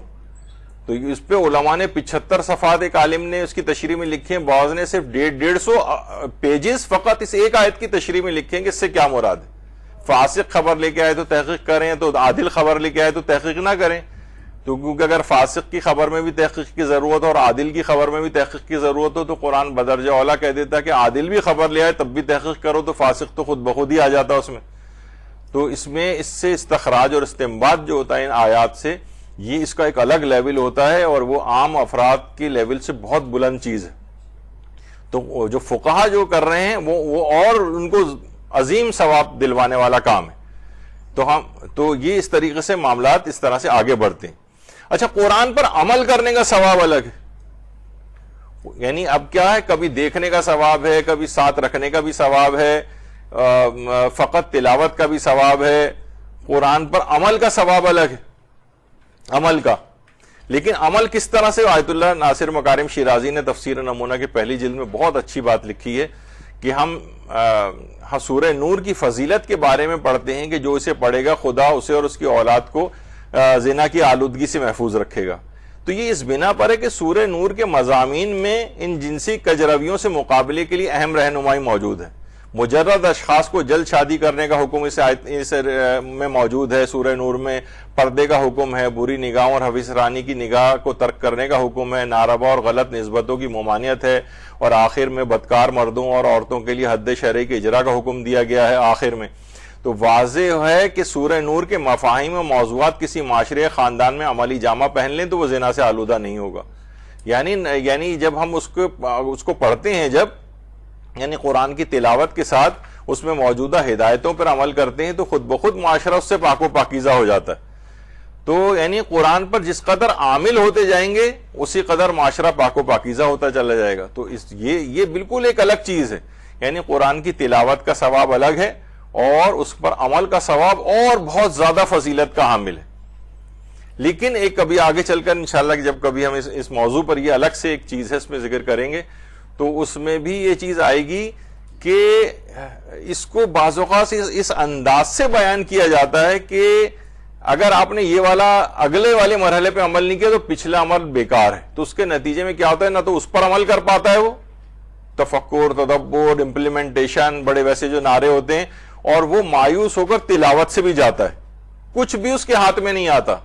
تو بعض اوقات مبلغین کو الفاظ کا چناؤ، یا دیکھیے بہت ساری چیزیں ایسی ہیں کہ پتہ نہیں آپ سے میں نے کلاس میں ذکر کیا تھا یا جو ذاکری کی کلاسز ہو رہی تھی کہ کسی بھی بعض اوقات آپ تیاری کر کے جاتی ہیں، کسی مستحب عمل کی اس قدر فضیلتیں بیان کر دیتی ہیں کہ وہ لگتا ہے کہ یہ چیز تو واجب ہے۔ کسی مکروہ کام کی اس قدر مذمت ہو جاتی ہے کہ لوگ کہتے ہیں یہ تو حرام ہے، جیسے کالا جوتا پہننا مثلا۔ اس پہ کیوں ہمارے ہاں ہے کہ جناب کالا جوتا پہ بزرگ، اب تو خیر بہت چلیں پھر بھی رائج ہو گیا ہے، ورنہ کالے جوتے کی اتنی مذمت تھی کہ لوگ کہتے تھے کہ کالا جوتا نہیں ہونا چاہیے، خواہ چوری کا جوتا ہو مثلا۔ یا ایک ابھی تک تھا، اب آپ دیکھیں جو معاشرے کے اندر رائج چیزیں ہوتی ہیں، جانماز اگر کھلی ہوئی ہو تو فوراً اسے کونا لا کے موڑا جاتا ہے شیطان نماز نہ پڑھ لے، جبکہ میں نے بتایا تھا ذیشان درجہ وادی صاحب کہتے ہیں اچھی بات ہے نماز پڑھ لے تو کیا حرج ہے۔ جتنی قوم ہماری وہی چپل کو، الٹی چپل کو سیدھا کرنے میں لگاتی ہے، اپنے آپ کو سیدھا کرنے میں اگر تھوڑی سی کوشش کر لے تو معاشرے میں کتنی تبدیلی ہو جائے، لیکن کہیں الٹی چپل آپ دیکھیں گے کبھی ہو ہی نہیں سکتا کہ لوگ وہاں سے گزر ہوں چپل کو سیدھا نہ کریں۔ تو بہرحال جو چیزیں بہت اس طرح سے رائج ہو جاتی ہیں معاشرے کے اندر، تو ایسی اتنی تبلیغ اس طرح سے نہیں کرنی چاہیے کہ جناب وہ پھر تو یعنی مستحب چیز کو بھی واجب سمجھ لیا جائے اور مکروہ چیز کو حرام کی طرح سے سمجھ لیا جائے۔ اور یہی وجہ ہے کہ بہت سے عرفی گناہ جو ہیں جو شریعت نے حرام نہیں کیے، عرف ان کو برا سمجھتا ہے، وہ اصل اللہ کے عائد کردہ گناہ کبیرہ سے بھی لوگ بڑا سمجھنے لگتے ہیں کہ یہ ہو جائے تو کوئی حرج نہیں ہے، بس یہ چیز نہیں ہونی چاہیے۔ کتنے معاشرے کے اندر چیزیں، مثلا ہمارے آج کل کے جو ماحول اور معاشرے میں آپ غیبت کر دیں کسی بھی اپنے والد کے سامنے تو کوئی ایسا نہیں، جھوٹ بول دیں کوئی ایسی بات نہیں، بعض اوقات گانے بھی سن لیں تو وہ نظر انداز کر دیں گے، لیکن مثلا سگریٹ پینے لگیں اگر آپ خواتین اپنے والد کے سامنے ہمارے معاشرے میں تو کتنا معیوب سمجھا جائے گا۔ دیکھا جائے تو کوئی حرام بھی نہیں ہے کہ والد کے سامنے سگریٹ پینا، لیکن وہ بڑے گناہ کبیرہ ہو جائیں تو یہ عموماً تبلیغات کے اوپر بہت ساری چیزیں جو ہے نا اس انداز سے بیس کرتی ہیں۔ تو بہرحال بات یہ ہو رہی تھی کہ ہر چیز کی ایک فضیلت والی پہلو ہے جو اگلے مراحل کا ہے، تو وہ اگلے مراحل کی طرف جانے سے پہلے ان کو مایوسی نہ ہو جائے لوگوں کو کہ بھائی اس کا کوئی فائدہ نہیں۔ ہو سکتا ہے کہ جو اسپیکر بول بھی رہا ہوتا ہے بعض اوقات کسی چیز کو ثابت کرنے کے لیے تو وہی کہہ دیتا ہے کہ بھائی ان چیزوں کا کیا فائدہ ہے، ورنہ اگر آپ سے گناہ نہیں چھوٹ رہے ہیں تو وہ اس انداز سے اس کا ذکر نہیں ہونا چاہیے کہ لوگ واقعی سوچیں کہ ہاں اس کا تو کوئی فائدہ نہیں تو اب ہمیں اس کام کو کرنا ہی نہیں چاہیے، تو یہ نہ ہو کہیں۔ اچھا، اسی طرح سے قرآن کو حفظ کرنے کا الگ ثواب ہے، اس پہ پوری ایک ہماری ایک الگ سے نشست ہوگی، بہت اہم اور دلچسپ ہوئی جو مجتہدین، وہ آج تو نہیں آ پائے گی، حالانکہ میرا پروگرام تھا میں اس کی پوری تیاری سے آیا تھا کہ اس موضوع پہ بھی لیا جائے، لیکن نہیں، وقت نہیں بچا اس کا۔ تو اس کو قرآن کو حفظ کرنے کا ایک الگ ثواب ہے۔ اچھا، ضروری نہیں کہ پورا قرآن اول تا آخر ہو، کچھ آپ دیکھیں ابھی آپ میں سے بھی جتنی خواتین یہاں بیٹھی ہوئی ہیں انہیں فقط وہی سورے ابھی تک بس یاد ہیں جو انہوں نے بچپن میں بہت چھوٹی عمر میں حفظ کر لی تھی، اس کے بعد ایک ٹیڈی پیسے کا نئے سورے کا اضافہ نہیں ہوا۔ کیوں بھائی؟ یہ تو بہت ابھی میں آگے چل کے پیش کروں گا، علماء 70-80 سالوں کی عمر تک میں جو ہے نا انہوں نے حفظ قرآن کیا ہے، تو کیا وجہ ہے کہ بس وہ آپ کو بچپنے میں جو رٹوا دیے گئے تھے، یاد کر دیے گئے تھے، اس کے بعد سے آپ نے ایک سورہ بھی حفظ نہیں کیا، چھوٹا سورہ بھی حفظ نہیں کیا اس کے بعد کوئی، بس جو بچپن میں یاد ہو گئے تھے۔ یہ بہت غلط ٹرینڈ ہے۔ بہرحال قرآن کو حفظ کرنے کا یہ ایک الگ ثواب ہے، بلکہ ہم آگے چل کے اس کی تفصیل جب آئے گی تو ہم چھٹے امام جعفر صادق علیہ السلام کی روایت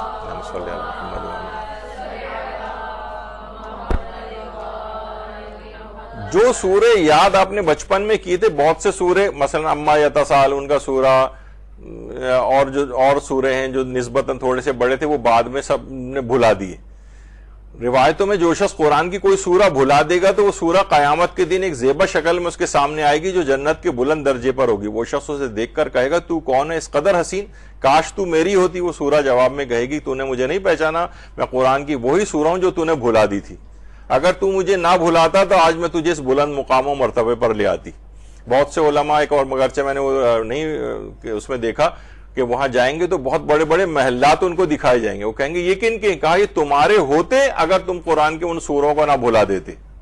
ایک روایت میں نے علماء کی اس سے سنی ہے، البتہ پڑھی نہیں کتاب کے اندر، لیکن علماء نے بیان کی۔ تو یعنی اس قدر ان کی تکرار بھی کرنی چاہیے کہ وہ آپ کو بھولنے نہ پائیں۔ اس کا الگ ثواب ہے، اس کے الگ فوائد ہیں حفظ کرنے کے۔ اور یہاں تک پیغمبر نے اکرم صلی اللہ علیہ وآلہ وسلم نے فرمایا کہ جو شخص ایک مرتبہ قرآن کو پڑھ لے لیکن پھر اس کی تلاوت نہ کرے، یعنی بھلا دے اس کو، تو خدا اس پر ہر آیت کے مقابلے میں ایک سانپ کو مسلط کرے گا، اور جب تک اسے گناہ بخش نہ دیا جائے سانپ جہنم میں اس کے ساتھ رہیں گے۔ ملا یعذر الفقی کی روایت۔ اور جو شخص قرآن کو پڑھے اور پھر اس کی تلاوت نہ کرے، یعنی ایک دفعہ پڑھ لی اور پھر تلاوت کرنی چھوڑ دی اس نے، خدا کی بارگاہ میں وہ جزامی یعنی کوڑی کے طور پر پیش ہوگا۔ تو یعنی صرف یہی نہیں کہ حفظ کرنا ہے، بلکہ حفظ کی اس قدر تکرار بھی کرنی ہے کہ آپ اس کو بھلا نہ دیں۔ اس سلسلے میں کچھ استفتات بھی ہیں جو میں اسی میں پیش کروں گا آپ کو جب ہم اس موضوع پر گفتگو کریں گے۔ تو بہرحال یعنی حفظ کرنا، یہ صرف اس کو رٹے بازی کہنا، اس کو ایک فضول مذاق اڑایا جاتا ہے تقاریر کے اندر کہ اس رٹے بازی کا کوئی فائدہ نہیں، حفظ کا الگ فائدہ ہے، اس کی تکرار کرنے کا الگ فائدہ ہے۔ یہ کہاں سے اس قسم کے نئے نئے نظریات نکل رہے ہیں؟ تو بہرحال یہ اچھا، اسی طرح قرآنی احکام کے نفاذ کا الگ ثواب ہے۔ اب دیکھیے قرآن میں قصاص کے مسائل ہیں، دیات کے مسائل ہیں، یہی وجہ ہے کہ وہ علماء جو کہ ولایت فقی کے اس طور پہ نظریے کے بھی قائل ہیں، کیونکہ ولایت فقی کا نظریہ یعنی ویسے تو ایک تمام مراجع اس کو مانتے ہیں، البتہ اس کے نفاذ کے سلسلے میں، اس کی امپلیمنٹیشن کے سلسلے میں اس میں ان کے جزئی اختلافات ہیں۔ لیکن یہ کہ مثلا وہ علماء جو کہتے ہیں ولایت فقی کا نظام ظاہر ہے کہ یہ تمام آیات ورنہ معطل ہو جائیں گی، تو وہ اس میں اس سلسلے میں یہ فرماتے ہیں کہ قرآن کی ان آیات کا نفاذ، قصاص کا، دیات کا، گواہیوں کا نظام، قضاوت کے سسٹم، یا جو اور قرآن نے اس طرح سے بیان کیے ہیں، یہ معطل ہو کے رہ جائیں گے۔ تو جب ان کا نفاذ کرتے ہیں اور حکومت اسلامی قائم کرتے ہیں تو یہ اس کے الگ ثواب اور فوائد ہیں، یعنی یہ اور آگے بہت بڑا ایک سینیریو کا اور قرآن کی امپلیمنٹیشن کا ایک بہت بڑا مرحلہ ایک آتا ہے۔ کچھ تو اپنی ذات کے اوپر قرآن کو نافذ کرنا ہے، جھوٹ نہیں بولنا ہے، غیبت نہیں کرنی ہے، واجبات ادا کرنے ہیں، حرام سے اپنے آپ کو بچانا ہے، لیکن حکومت اسلامی کا جو قیام ہے وہ معاشرے اور اس کے اندر یہ الگ ایک ثواب اور فوائد رکھتا ہے۔ البتہ مراجع کے وہ اپنے جو نظریات ہیں اس سلسلے میں وہ اپنی جگہ پر ہیں۔ تو قرآنی احکام کے نفاذ کا اس لحاظ سے یہ الگ ثواب ہے۔ قرآن کی تبلیغ کا الگ ثواب ہے۔ بلغ ما انزل الیک من ربک جو تھا، اب اس میں آیت ولایت یعنی اس کی تبلیغ کرو، تو قرآنی احکام کی تبلیغ کرنا اس کے الگ ثواب اور فوائد ہیں۔ اب آپ یہ نہیں کہہ سکتے کہ بھئی جو تبلیغ کر رہا، اصل بات تو یہ ہے، ورنہ نہ تلاوت کا ثواب ہے نہ اس تفکر کا کوئی ثواب ہے جب تک آپ تبلیغ ہی نہیں کریں گے قرآن کی۔ تو بہت سے لوگ اس قدر قرآن کی تبلیغ کیوں کر رہے ہوتے ہیں کہ باقی سارے مراحل کو وہ پس پش ڈال رہے ہوتے ہیں کہ ان کا کوئی فائدہ نہیں، یہ نہیں ہونا چاہیے۔ قرآن کی تبلیغ کا ایک الگ ثواب ہے۔ اچھا، تمام آداب و شرائط کے ساتھ تلاوت قرآن کا الگ ثواب ہے، اور اتنی شرائط کی پابندی آپ نہ کریں۔ مثلا وضو کے بغیر بھی تلاوت قرآن ہو سکتی ہے، مصحف کو ہاتھ میں اٹھائے بغیر بھی، مثلا ہاتھ میں ہمارے موبائل فون ہے اس میں بھی ہو سکتی ہے۔ جو اور شرائط ہیں، حتیٰ کہ حالت نجاست میں بھی عورت سوائے 4 آیتیں سجدہ کے پورا قرآن تلاوت کر سکتی، تو اس میں بھی کوئی حرج نہیں ہے۔ اور وہ جو ایک مسئلہ ہے جو کمپیوٹر یا لیپ ٹاپ یا موبائل فون کی اسکرین کے اوپر جو آیات لکھی آتی ہیں اس کے اوپر بھی انگلی سے اسکرول کر کے ظاہر ہے پیج ہٹانا ہوتا ہے، تو لوگ کہتے ہیں کہ بھئی قرآن کی حروف کو تو بغیر وضو کے اور غسل کے ہاتھ نہیں لگا سکتے، اور عورت مثلا حالت نجاست میں ہے تو وہ پھر کیسے کرے؟ تو اس میں بھی کوئی حرج نہیں، کیونکہ وہ قرآن کے حروف شمار نہیں ہوتے جو اسکرین پہ آ رہے ہوتے ہیں، تو اس کو ہاتھ لگانے میں بھی شرعاً کوئی مسئلہ نہیں ہے تمام فقہا کا۔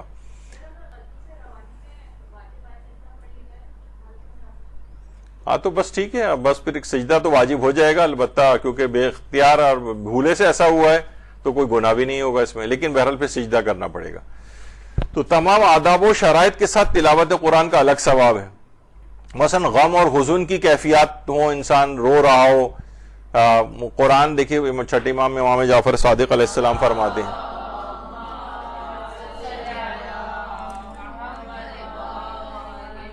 کہ قرآن حزن کے ساتھ نازل کیا گیا ہے، پس آپ بھی حزن کے ساتھ اس کی قرات کریں، یعنی انسان روئے، گڑ گڑائے۔ روایات میں ملتا ہے کہ جس وقت مثلا آیت عذاب آئیں تو رک کر پروردگار سے ان عذابوں سے امان مانگے، جنت کی تذکرہ نعمتوں کا آئے تو اس وقت رک کر پروردگار سے اس جنت کی ان نعمتوں کا تقاضا کرے، دعا مانگے کہ پروردگار یہ مجھے بھی نصیب فرمانا۔ تو یہ مختلف چیزیں ہیں جو قرآن کی مختلف قرات کی جو کیفیات ہوتی ہیں، اس کے کچھ آداب شرائط ہیں، آداب و شرائط کے ساتھ بھی تلاوت کی جائے۔ بہت سے لوگ یہ کہتے ہیں کہ پھر اگر آپ نے آداب و شرائط کے ساتھ تلاوت نہیں کی تو بس گویا آپ نے بیکار ہے پورا آپ کا۔ جیسے کوئی بہت زیادہ بڑے جو قاری اور تجوید کے ماہرین ہوتے ہیں ان کے سامنے آپ پڑھیں تو آپ کو لگے گا کہ آپ ان کو کہیں ذرا میری چیک کر لیں آپ، تو آپ کو اتنی 100 غلطیاں بتا دیں گے اس کے اندر کہ آپ مایوس ہو جائیں گے، میری تو گویا پوری نماز ہی باطل ہو گئی۔ حالانکہ وہ نماز کے اعتبار سے قرات ٹھیک ہونی چاہیے لیکن اتنی تجوید کے قواعد کی پابندیاں وہ لازم نہیں. تو وہ اچھا ان کی بھی کیا غلطی ہوتی ہے, وہ اتنا مایوس کر دیتے ہیں کہ وہ اتنے اعلیٰ پیمانے کی قرات اور تجوید کے قواعد اس کے اندر لے آتے ہیں کہ کہتے ہیں اس کے, یہاں تک کہ میں نے آپ کو شاید پہلے بتایا تھا کہ بہت سے جو طالب علم وہاں جاتے تھے حوزہ علمیہ قوم وغیرہ میں, تو آیت اللہ بہجت کے پیچھے نمازیں پڑھنی بند کر دی تھی انہوں نے, یعنی ان کی قرات صحیح نہیں ہے. شبیری زنجانی کے پیچھے بھی نمازیں نہیں پڑھ رہے ہیں, قرات صحیح نہیں ہے. تو ان قرات کی ان چیزوں کی پابندی وہ نماز میں اکثر قواعد کی پابندی واجب نہیں ہے, بلکہ ایک استفتاء تھا ایک الگ آغا سیستانی کے نزدیک بعض قواعد تو ایسے ہیں کہ ان کی پابندی نماز میں جائز نہیں ہے, وہ چھوڑیں. لیکن البتہ تو بہرحال قرآن میں غم کی کیفیات, یہ جو اور اس طرح کی کیفیات ہوتی ہیں, شرائط اور آداب, اس کے بغیر پڑھیں گے تو بھی تلاوت قرآن کا ثواب ملے گا, اور ان کے ساتھ پڑھیں گے تو اور ثواب بڑھ جائے گا آپ کا. تو اس میں جو لوگ مذمت کریں گے آپ کی کہ بھائی یہ کیا چلتے پھرتے اس طرح سے آپ پڑھ رہے ہیں, تو قرآن کا احترام نہیں ہے. بہت سے بزرگ ڈانٹ رہے ہوتے ہیں کہ مثلا کوئی تلاوت ایسی کرتا ہو, بچہ گزارا نہیں, ایک جگہ خاموشی سے بیٹھ جاؤ, بڑی اس کے ساتھ پڑھ, نہیں, اسی کوئی ضرورت نہیں. بہت سے لوگ کہتے ہیں کہ یہ کیا ہے, بس گاڑی میں گئے اور آپ نے نوحہ آن کر دیا اور یہ پورے آداب کے ساتھ صحیح سننا چاہیے. بھائی ہر طرح سے سنا جا سکتا ہے, آداب کے ساتھ سنیں گے تو اور اچھا ہے, نہیں سنیں گے اس کے بغیر تو بھی سنا جا سکتا ہے. خیر, اور کچھ چیزیں ایسی ہیں وہ آداب میں کہ پیغمبر اکرم صلی اللہ علیہ وآلہ وسلم فرماتے ہیں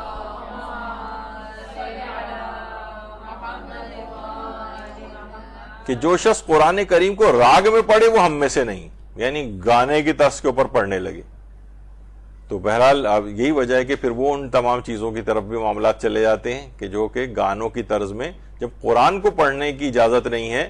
یہ تو مراجع نے فقہی احکام میں بھی لکھا ہے, تو آپ خود سوچئے قرآن کے سلسلے میں کوئی گانے کی طرز پہ اس کو پڑھے تو پھر وہ نوحے اور مرثی اور وہ جو اس انداز سے پڑھے جاتے ہیں فلمی گانوں کی طرزوں پہ, تو پھر آپ سوچ لیجئے کہ ان کے متعلق کیا ہوگا حکم. اچھا, قرآن کو دیکھ کر پڑھنے کا ثواب الگ ہے اور بغیر دیکھے پڑھنے کا ثواب الگ ہے. یعنی ہمیں وہ پورا سورہ زبانی یاد ہے, سورہ واقعہ مثلا, اب آپ نے سورہ واقعہ آپ ویسے بھی پڑھ سکتی ہیں بغیر دیکھے, لیکن اگر آپ کھول کے سامنے قرآن کو اور اس کو دیکھ کے حروف کو پڑھیں گے تو ثواب اور بڑھ جائے گا. تو یہ مختلف مراحل ہیں ثوابوں کے اور فوائد کے. اور پیغمبر اکرم صلی اللہ علیہ وآلہ وسلم, اللہم صلی علی محمد وآل محمد, فرماتے ہیں کہ شیطان کے لیے قرآن پر نگاہ کرتے ہوئے تلاوت کرنے سے زیادہ کوئی چیز سخت نہیں. یعنی جس وقت آپ قرآن, یعنی شیطان بہت سخت پریشان اور غمگین اس وقت ہوتا ہے جب قرآن کے حروف کو دیکھ کر اس پر آپ پڑھ رہی ہوتی ہیں. اسی طریقے سے جو شخص, چھٹے امام یہ جملے ارشاد فرماتے ہیں کہ جو شخص قرآن کو دیکھ کر تلاوت کرتا ہے اللہ اس کی بصارت یعنی آنکھوں کی بینائی کو فائدہ دے گا اور اس کے والدین کے گناہوں میں کمی کرے گا, چاہے وہ دونوں کافر ہی کیوں نہ ہو. تو صرف قرآن کو دیکھ کر پڑھنے کا اس قدر ثواب ہے, لیکن بغیر دیکھے جو یاد ہے انہیں بھی پڑھ سکتے ہیں. قرآن کو فقط سننے کا بھی ثواب ہے, سننے کا, یعنی ہم تلاوت نہیں کر رہے ہیں, نہ کوئی تفکر, نہ تدبر, نہ کچھ اور, نہ امپلیمنٹیشن, نہ عمل, کچھ نہیں, صرف سن رہے ہیں, اس کا بھی ثواب ہے. ثواب قرآن کی آیت ہے کہ جب قرآن کی تلاوت کی جائے تو خاموش ہو کر غور سے سنو کہ شاید تم پر رحمت نازل ہو جائے. یہ بھی اچھا, یہ اصلاً یہ آیت ویسے اگر دیکھا جائے تو یہ نماز جماعت میں جس وقت پیش امام قرات کر رہا ہوتا ہے تو اس وقت سننے سے متعلق ہے, لیکن عمومی زندگی میں بھی ظاہر ہے تلاوت قرآن ہو رہی ہے اور سب لوگ باتیں کر رہے ہیں اور یہ اگر ایک بے احترامی کا ایک لک آ رہا ہے تو پھر بہتر ہے کہ تلاوت بند کر دی جائے, ورنہ اگر تلاوت لگی بھی رہے تو اس میں گھر میں کوئی حرج نہیں, گھر میں باتیں بھی ہو رہی ہیں ادھر ادھر اور تلاوت قرآن, تو انشاءاللہ اس کے فوائد تو ملیں گے, شیاطین ہی کم سے کم وہاں سے بھاگ جاتے ہیں. البتہ ایک چیز ضرور ہے کہ جو ہم دیکھتے ہیں عام طور پر قبرستانوں میں لوگوں, یہ بھی پوچھا گیا ہے, آیت اللہ سعید الحکیم ابھی کچھ عرصے پہلے انتقال ہوا تھا تو ان سے ایک استفتاء جو ہے وہ ہوا تھا کہ بہت سارے مومنین ایسے ہیں جو کہ قبر کے اوپر تلاوت قرآن کی ریکارڈنگز وغیرہ لگا دیتے ہیں, عموماً وہاں پر ہوتے ہیں قبرستانوں میں. تو کیا یہ تلاوت قرآن کے اندر شمار ہو جائے گی کہ جیسے ہم نے قبر میں, جیسے ہم گئے, ہم نے موبائل فون کے اندر لگا دیا اور اپنا قبر کی ادھر ادھر صفائی وفائی شروع کر دی, اگربتیاں وغیرہ لگانی شروع کر دی مثلا, اور اس دوران مثلا ریکارڈنگ لگی ہوئی ہے, تو انہوں نے یہی کہا کہ بہرحال ثواب تلاوت اسی وقت حاصل ہوگا کہ یعنی جس وقت قرات قرآن کی جائے گی، یعنی میت کے لیے جو تلاوت قرآن ہوتی ہے یا تو میت کی نیابت میں کی جائے یا اپنے لیے اپنی نیت سے تلاوت کی جائے اور بعد میں میت کو ہدیہ کر دیا جائے، یعنی فقط وہ لگانے سے تلاوت قرآن کا ثواب نہیں ملے گا آپ کو. وہ ٹھیک ہے برکت حاصل ہوگی، قرآن کی آواز ایک گونج رہی ہے، لیکن تلاوت قرآن کا ثواب نہیں ملے گا آپ کو. کیونکہ عام طور پر دیکھیے ہم وہاں دیکھتے ہیں، میں کبھی قبرستان میں اکثر جانا ہوتا ہے تو وہاں دیکھتے ہیں کہ لوگ خاص طور پہ جوان وغیرہ کہ وہ یا تو وہ بھی اچھی چیز ہے، مثلا کوئی نوحہ پڑھ رہے ہیں آ کے، اس کو کوئی حرج نہیں، بہت اچھی چیز ہے وہ بھی، لیکن تلاوت قرآن جوان کرتے وہاں پہ نظر نہیں آ رہے ہیں کہ مثلا سورہ یاسین پڑھیں، سورہ ملک پڑھیں اور جو اس طرح کے سورے جو وہاں پہ فائدہ پہنچانے والے ہیں وہ پڑھیں. وہ بہت ہوا تو وہ پانی ڈالنے کے لیے وہ اس کے پانی کا کین لے کے نکلے ہوئے ہیں، کچھ لوگ قبر کی صفائیاں اور یہ اس میں جو پھول اور وہ سب جو لگائے ہوئے ہوتے ہیں اس کی صفائیاں کر رہے ہیں اور اگربتیاں جلا رہے ہیں، یعنی زیادہ تر اس طرح کی چیز نظر آتی ہے. وہ سوچتے ہیں کہ بس یہ ہو گیا، ہم نے وزٹ کر لیا. وہ اپنی جگہ ہے، وہ بھی ایسا نہیں کہ بالکل بیکار چیز ہو، لیکن یہ کہ تلاوت قرآن بھی تو وہاں جا کے کرو نا، یعنی اس کی طرف سے لوگ ذرا ہٹنے لگے. جوان حضرات، خواتین البتہ پھر بھی کچھ بیٹھ کے کچھ نہ کچھ پڑھ لیتی ہیں، لیکن یہ کہ بہرحال اس کو بھی فوکس کرنا چاہیے. اور فقط ریکارڈنگ لگانے کا یا موبائل فون میں تلاوت لگانے سے تلاوت قرآن کا ثواب نہیں ملے گا، ایک برکت اپنی جگہ پر رہے گی. اسی طرح قرآن کو اٹھانے یا سر پر رکھنے کا بھی الگ ثواب ہے. یہ جو مکمل قرآن کے بجائے اکثر یہ سوال بھی پوچھا گیا مہاراج جیسے کہ مکمل قرآن کے بجائے ایک پارہ قرآن سر پہ رکھ لیا جائے، تو انہوں نے کہا اگر اس پر قرآن ہونا صادق آتا ہے تو ایک پارہ چند صفحات رکھ کر بھی عمل قرآن کرنا یہ بھی کافی ہے. اور لیکن وہی بات ہے کہ موبائل فون یا ٹیبلٹ، لیپ ٹاپ وغیرہ قرآن میں فیڈ ہو تو شب قدر میں وہ کافی نہیں، مصحف ہونا چاہیے. یعنی قرآن کو سر پہ رکھنا، یہ سر پہ رکھنے کا جو آیا ہے تو یہ بھی باعث خیر و برکت ہے. ورنہ آپ کہیں بھائی سر پہ کیوں رکھوں، میں ہاتھ میں ہی پکڑ لوں خالی، یہ کافی نہیں. قرآن کو سر پہ رکھنا ہے تو اس کا بھی ایک فائدہ اور بینیفٹ ہے. جب یہ جو ہے نا آپ کو حکم دیا گیا ہے کہ قرآن کو سر پہ رکھ کے اس عمل کو کیا جائے، تو لوگ جو ہے ہر چیز کو آپ بہت ہی میٹیریلسٹک انداز میں اس سے کیا ہو جائے گا، اس سے کیا ہو جائے گا، اس کا کیا فائدہ ہے. حدیث میں کوئی بات پیش بھی کی جا رہی ہوتی ہے تو کہتے ہیں یہ کیا بات ہوئی، فلاں چیز، یہ وہ الٹا سیدھا اس طرح کی باتیں. کل ہی ہم نے لگایا تھا کہ مثلا ایک مجتہد کا کہ انہوں نے اپنے بیٹے کو تاکید کرتے ہوئے بات فرمائی تھی کہ دیکھو اگر تم نماز شب نہیں پڑھو گے تو میں تمہیں آنکھ کر دوں گا. یعنی ان کے معنی تھے. اچھا آنکھ ہونے اس معنوں میں کہا جاتا ہے کہ آنکھ ہونے کے معنی یہ ہیں کہ والدین کو اذیت پہنچانا. جیسے کسی بھی والد کو مثلا بچہ اگر پڑھنے سے ہی منع کر دے، بھائی میں پڑھ ہی نہیں رہا، باپ کو کتنی اذیت، حالانکہ وہ پڑھنا عام دنیاوی تعلیم کوئی واجب تو نہیں ہے، لیکن باپ کو اذیت ہوگی کہ یہ تمام فوائد سے محروم رہ جائے گا، یہ محروم ہو جائے گا، یہ دنیاوی زندگی میں پیچھے رہ جائے گا، تو اذیت ہوگی. تو انہوں نے کہا مجھے اذیت پہنچے گی کہ اگر تم نماز شب نہیں پڑھو گے. اب لوگوں نے نیچے جو ہے نا الٹے سیدھے وہ سوالات کرنے شروع کر دیے، ایک چیز واجب ہی نہیں ہے تو انہوں نے کیوں اس طرح سے بات کہی اور اپنے اولاد کو کیوں جہنم میں دھکیلا. ارے بھائی تھوڑا سا غور و فکر کرو کہ وہ نا اس چیز کو کہنا چاہتے ہیں، تاکیداً بتانا چاہتے ہیں کہ یہ کام نہیں کرو، اس سے میرے لیے باعث اذیت ہے، تم اتنے بڑے مقامات سے محروم رہ جاؤ گے. تو ان کے بچے پھر اس کے اوپر عامل ہوئے. یعنی بعض اوقات یہ چیزیں اس طور پہ کہی جاتی ہیں. تو ان چیزوں کے اثرات ہیں، قرآن کو فقط سر پہ رکھنے کے بھی اثرات ہیں جب یہ آپ کو حکم دیا گیا ہے. ورنہ یہ نہیں کہ اس سے کیا فائدہ ہوگا اور ہاتھ میں پکڑ لیں گے تو وہی تو قرآن ہے، سر پہ رکھیں یا ہاتھ میں رکھیں، نہیں فرق پڑتا ہے جناب. تو خیر اچھا، اسی طرح علوم قرآنی حاصل کرنے کا الگ ثواب ہے. اب یہ ثواب بڑھتے جا رہے ہیں. دیکھیے یعنی اگر آپ مرحلے وار اس کو دیکھتے جائیں، علوم قرآنی یعنی ایک تو صرف قرآن کی تلاوت کی حد تک بات تھی، اب وہ علماء اس کو حاصل کرتے ہیں، علم تفسیر حاصل کرتے ہیں، محکم اور متشابہ کی پہچان کیسے ہوتی ہے قرآنی آیات میں، ان کی آیات میں تفکر و تدبر کیسے ہوتا ہے، قرآنی آیات جو بظاہر ایک دوسرے سے ٹکراتی ہوئی نظر آتی ہیں اس کو حل کیسے کیا جاتا ہے. بہت سارے علوم قرآن کی پوری ایک لسٹ ہے کہ علوم قرآن کے اندر کون کون سی چیزیں شامل ہیں. وہ سب حاصل کریں گے، اس کا اور ثواب ہے، وہ اور لیول بہت بڑا ہے. اسی طرح قرآن پڑھانے کا الگ ثواب ہے. قرآن پڑھانا جو امیر المومنین علیہ الصلوۃ والسلام نے فرمایا، اللہم صلی علی محمد وعلی محمد، کہ باپ پر بیٹے کے 3 حقوق ہیں: اچھا نام رکھے، ادب سے آراستہ کرے اور قرآن کی تعلیم دے. اب یہاں قرآن کی تفکر، تدبر اور تفسیر قرآن کے لحاظ سے بات نہیں ہو رہی، ابھی صرف قرآن پڑھنا سیکھنا اس کو آ جائے، قرآن پڑھنا اس کو آ جائے. یہ اس کی بات ہو رہی، یہ اس کا حق ہے کہ اس کو قرآن پڑھنا سکھا دے. تو اس صرف قرآن پڑھنے کا الگ ہے. اور یہ بھی روایت میں ہے کہ اگر قرآن کو سکھایا جائے، کسی کو تعلیم دی جائے، چاہے اپنی اولاد، جس نے اپنے ایک لڑکے کو قرآن کی تعلیم دی، پیغمبر فرماتے ہیں گویا بیت اللہ کے 10,000 عمرے کی ہیں اور 10,000 غلام اولاد اسماعیل سے آزاد کیے ہیں، 10,000 بھوکوں مسکین مسلمانوں کو کھانا کھلایا ہے، 10,000 برہنہ کو لباس پہنایا ہے. اللہ اس کے ہر حرف کے بدلے نیکی دیتا ہے، 10 گنا معاف کرتا ہے. قرآن قبر میں اس کے ساتھ ہوگا، میزان میں اس کا پلہ بھاری رہے گا اور وہ پل صراط سے بجلی کی تیزی سے گزر جائے گا. اور قرآن اس وقت تک اس سے جدا نہ ہوگا جب تک کہ اپنی خواہش سے زیادہ عزت اور بزرگی وہ شخص نہ پالے. یعنی اپنی اولاد کو فقط قرآن کی تعلیم دینے کا، اب اپنی اولاد ہو کسی اور جگہ آپ پڑھانے کہیں جائیں، اس کا الگ ثواب ہے. یعنی آپ یہ مختلف مرحلے ہیں قرآن کے لحاظ سے. اور یہ بھی امام حسن عسکری علیہ السلام نے فرمایا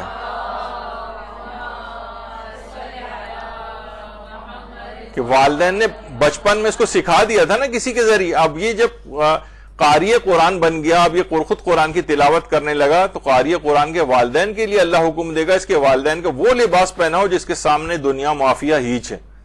اس وقت پوری مخلوق اس قاری قرآن کے والدین کی طرف دیکھے گی اور اس قدر ان کا احترام کرے گی کہ اس کے والدین کو خود اپنے اوپر تعجب ہونے لگے گا. یعنی یہ تم نے جو بچے کو کتنا بڑا کام تم نے کر دیا کہ بچے کو قرآن پڑھنا سکھا دیا. خود بھیج رہے ہیں، مدرسے بھیج رہے ہیں، کسی عالم کا انتظام کر رہے ہیں، کسی طالب علم کا انتظام کر رہے ہیں کہ بچے کو قرآن پڑھنا آ جائے. تو یہ اس کا کتنا ثواب ہے پڑھوانے کا، تعلیم دینے کا. اپنے بچوں کو سورہ یاسین کی تعلیم دو کیونکہ یہ خوشبو قرآن ہے. تو تعلیم دینے بچوں کو آپ تفسیر قرآن تو نہیں سکھاتے نا، یعنی تلاوت، یعنی پڑھنا ہی سکھا رہے ہیں، فقط تلاوت سکھا رہے ہیں، اس کا الگ ثواب ہے. اور وہ جب وہ بچہ پڑھ کے جوان ہو جاتا ہے، اس کو کثرت کے ساتھ پڑھتا ہے، تو امام چھٹے امام فرماتے ہیں کہ جو شخص تلاوت قرآن کرے جب وہ جوان اور مومن ہے تو قرآن اس کے گوشت اور خون میں مخلوط ہو جائے گا. اور اللہ اسے کرامت اور نیکی کے دسترخوان میں قرار دے گا اور قرآن قیامت کے دن اس کا دفاع کرنے والا ہوگا اور کہے گا اے پروردگار، ہر عمل کرنے والے تک اس کے عمل کا اجر پہنچ گیا سوائے میرے عمل کرنے والے کے. تو اس وقت اپنی کریم عطا کو پہنچا، اس پر اللہ جنت کے حلوں میں سے اسے 2 حلے پہنائے گا اور اس کے سر پر کرامت کا تاج رکھے گا. فرمائے گا کیا میں نے تم کو اس معاملے میں اپنے آپ سے راضی نہیں کر دیا؟ تو قرآن کہے گا پروردگار، میں اس شخص کے حق میں ایسے اجر کی طرف رغبت رکھتا ہوں جو اس سے بھی زیادہ افضل ہو. اللہ فرمائے گا اس کی داہنی طرف کو امن اور بائیں طرف کو ہمیشگی عطا کی جائے گی. اور پھر وہ جوان جنت میں داخل ہوگا اور اس سے کہا جائے گا ایک ایک آیت پڑھتا جا اور درجے کی بلندی پر چڑھتا جا. پھر اس سے کہا جائے گا کہ کیا ہم نے تم کو پہنچا دیا اور ہم نے تم کو اپنے اس معاملے سے راضی کر دیا؟ جواب میں وہ جوان کہے گا ہاں پروردگار. اور فرمائے جو شخص کثرت سے تلاوت کرے اور قرآن کو حفظ کرنے مشقت اٹھائے، اللہ اس کو دگنا اجر عطا فرمائے گا. اللہم صلی علی محمد.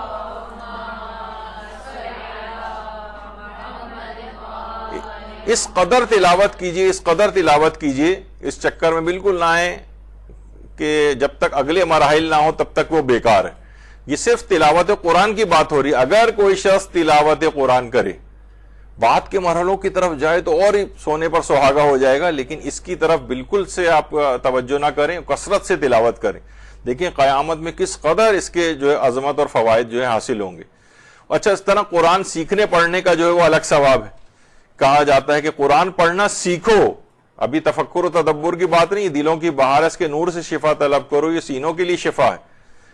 اور اگر کوئی مومن کی شان یہ ہے کہ قرآن سیکھ کر اس دنیا سے جائے، یا کم سے کم قرآن کی تعلیم حاصل کرنے میں مشغول ہو اور دنیا سے چلا جائے، یعنی موت ہو جائے اس کی، تو اس حالت میں کم سے کم اس کو کرنا ہے. قرآن کی قرات کرنا بہترین عبادت جو ہے اس لحاظ سے قرار دیا گیا ہے. اور قبر تک کے اندر قرآن کی تعلیم دی جاتی ہے. چھٹے امام جعفر صادق علیہ السلام فرماتے ہیں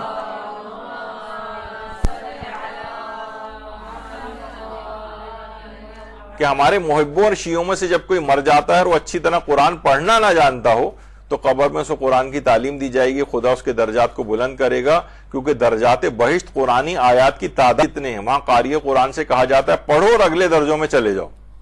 یہاں پہ بھی ہے کہ تلاوت کرو، تفسیر، تفکر تدبر والی چیزوں کی بھی بات نہیں ہو رہی ہے، ان کی اپنی الگ جو ہے وہ اہمیت ہے۔ یہی وجہ ہے کہ آیت اللہ جعفر سبحانی سے سوال کیا گیا کہ دنیا اور آخرت کی بھلائی کے لیے آپ ہمیں اور ہمارے اہل خانہ کو کیا تجویز فرمائیں گے، نصیحت؟ تو انہوں نے جواب دیا نمازوں کو اول اوقات میں انجام دیں اور قرآن کا ایک پارہ روزانہ تلاوت کریں، دنیا اور آخرت کی ہر خیر اور بھلائی آپ کے اور آپ کے اہل خانہ کے لیے آ جائے گی۔ یعنی روزانہ ایک پارہ تلاوت۔ اب دیکھا جائے تو ایک پارہ تلاوت کرنے میں کتنا ٹائم لگتا ہے؟ اگر یہ بالکل عبث اور بے فائدہ ہے تو انہوں نے کہنا چاہیے تھا ایک آیت پورے تفکر و تدبر کے ساتھ پڑھ لیا کرو، بس نہیں کہا پورا پارہ ایک روزانہ پڑھو، چاہے دیکھیے اس میں کچھ سمجھ میں اس لحاظ سے آئے یا نہ آئے۔ یہی وجہ ہے کہ امام خمینی نے اپنے بیٹے احمد خمینی کے نام جو خط لکھا تھا، آج بھی وہ صحیفہ امام جو کتاب ہے اس کے اندر موجود ہے، اس کی 16ویں جلد میں، اور وعدہ دیدار کے نام سے ایک الگ امام خمینی کے خطوط پر اردو میں بھی ترجمہ ہو گئی ہے، اس میں بھی آیا ہے۔ کہا کہ دیکھو معرفت کے ساتھ اس عظیم کتاب قرآن مجید سے مانوس رہو اور اسے اپنے محبوب تک پہنچنے کا ایک راستہ قرار دو، خواہ صرف قرات کے ذریعے ہی کیوں نہ صحیح، صرف تلاوت کے ذریعے۔ یہ ہرگز نہ سوچو کہ بغیر معرفت کے تلاوت کا کوئی اثر نہیں، یہ شیطان کا وسوسہ ہے۔ امام خمینی نے کہا ہے محبوب کی جانب سے یہ کتاب تمہارے اور سب کے لیے دعوت نامے کی حیثیت رکھتی ہے، اور محبوب کا نامہ محبوب ہوتا ہے اگرچہ عاشق اس کا مضمون نہ سمجھ سکے۔ اس قصد کے ساتھ قرات کرنے سے محبوب کی محبت کے جو ہمارا مقصود ہے شاید تمہارے شامل حال ہو جائے اور وہ تمہارا ہاتھ تھام لے۔ تو بہرحال قرات قرآن یہ مجھے کچھ سمجھ میں نہیں آ رہا ہے، ایسی قرات کا کوئی فائدہ نہیں جو سمجھ میں نہ آئے، جو تفکر نہ ہو، تدبر نہ ہو۔ تو یہ امام خمینی نے کہا شیطانی وسوسہ ہے، یہ اس کے چکر میں کبھی نہ آنا اور قرات قرآن مسلسل کرتے رہنا۔ یہی وجہ ہے کہ ہمارے 5ویں امام نے جو جملات ارشاد فرمائے ہیں، اللہم صلی علی محمد وآل محمد، کہ جو شخص سونے سے پہلے سورہ مسبحات یعنی حدید، حشر، صف، جمعہ، تغابن اور سورہ اعلیٰ کی تلاوت کر کے سوئے تو وہ امام اثر کی زیارت سے مشرف ہوئے بغیر نہیں مرے گا، اور بغیر زیارت کے مر بھی جائے تو وہ رسول اللہ کے جوار میں رہے گا۔ اب کوئی شخص اگر اس لحاظ سے آپ دیکھیں تو روزانہ اگر کوئی شخص یہ سب سورے پڑھے، حدید، حشر، صف، جمعہ، تغابن، اعلیٰ، تو یہ ہم کہیں گے یہ جب تک بے فائدہ ہے، جب تک تفکر و تدبر نہ ہو اور فقط تلاوت کا کوئی فائدہ نہیں، تو فقط تلاوت ہی کا فائدہ امام بتا رہے ہیں۔ تو ان سب کی چیزوں کے فوائد ہیں فقط تلاوت کے بھی۔ اور یہی وجہ ہے کہ پیغمبر اکرم تیز بخار کی حالت میں بھی تلاوت قرآن میں کمی نہیں کرتے تھے، فرماتے تھے آج رات کا یہ بخار مجھے قرآن کی 30 سوروں کی تلاوت سے نہ روک سکا، جس میں 7 طویل سورہ بھی شامل تھی۔ اب پیغمبر اکرم کہاں رک کر اس میں، ظاہر پیغمبر کی تو تفکر و تدبر کا لیول ہی الگ ہے، تو لیکن کثرت تلاوت بھی پیغمبر اس میں بتانا چاہ رہے ہیں کہ حتیٰ کہ بیماری تک میں جس میں ہماری نمازیں واجب چھوٹ جاتی ہیں ہم لوگوں کی، اس میں پیغمبر فرماتے ہیں کہ 30 سوروں کی تلاوت کی جس میں 7 طویل سورے بھی شامل تھے سخت بخار میں بھی۔ اور یہ بھی پیغمبر اکرم نے فرمایا کہ جو شخص سوتے وقت 100 مرتبہ سورہ قل اللہ احد پڑھے تو اللہ اس کے 50 برس کے گناہ کو بخش دے گا، 50 سال۔ اب کوئی کہے کہ بھائی ایک آیت پہ ہی تدبر کر لیتے، یہ 100 دفعہ پڑھنے کی تکرار کرنے کی کیا ضرورت ہے؟ جی ہاں، اس کی یہ فائدے ہیں، 100 دفعہ ہی پڑھنا ہے اس کو۔ تلاوت کا ثواب یہ بتایا گیا کہ 50 سال کے گناہ بخشے جائیں گے، اور جو 50 آیت کی تلاوت کرے گا یہ بھی پیغمبر نے فرمایا کہ اسے اللہ یاد کرنے والے یعنی ذاکرین میں اس کو شمار کرے گا۔ اور یہی وجہ ہے کہ فقط تلاوت کے اتنے فوائد ہیں کہ حتیٰ کہ جنگیں ہو رہی ہیں مختلف جگہوں پہ، عراق میں جنگ، محاذ جنگ کے اوپر بیٹھ کر جو سپاہی ہیں وہ تلاوت قرآن جو ہے وہ کر رہے ہیں، اور جس گھر میں بھی کثرت سے تلاوت کی جاتی ہے اس گھر میں خیر بڑھ جاتا ہے، اس میں رہنے والوں کے امور میں وسعت پیدا ہو جاتی ہے، اور وہ آسمان کے لیے ایسے چمکتا ہے جیسے اہل دنیا کے لیے آسمان کے ستارے چمکتے ہیں۔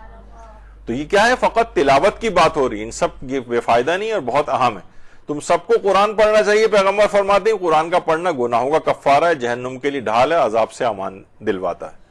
تلاوت، جو سورہ شمس کی تلاوت کرے گا گویا اس نے ہر اس چیز کا صدقہ دیا جس پر سورج اور چاند چمکتے ہیں، فقط تلاوت کرنے کا ثواب ہے یہ۔ جب قرآن کی کوئی تلاوت کرتا ہے اس کے لیے رحمت کے دروازے کھولے جاتے ہیں، منہ سے نکلنے والے ہر حرف کے بدلے میں فرشتہ خلق ہوتا ہے جو قیامت تک اس کے لیے استغفار کرتا ہے۔ بے شک علم حاصل کرنے کے بعد خدا کے نزدیک قرات قرآن سے بڑھ کر کوئی چیز نہیں۔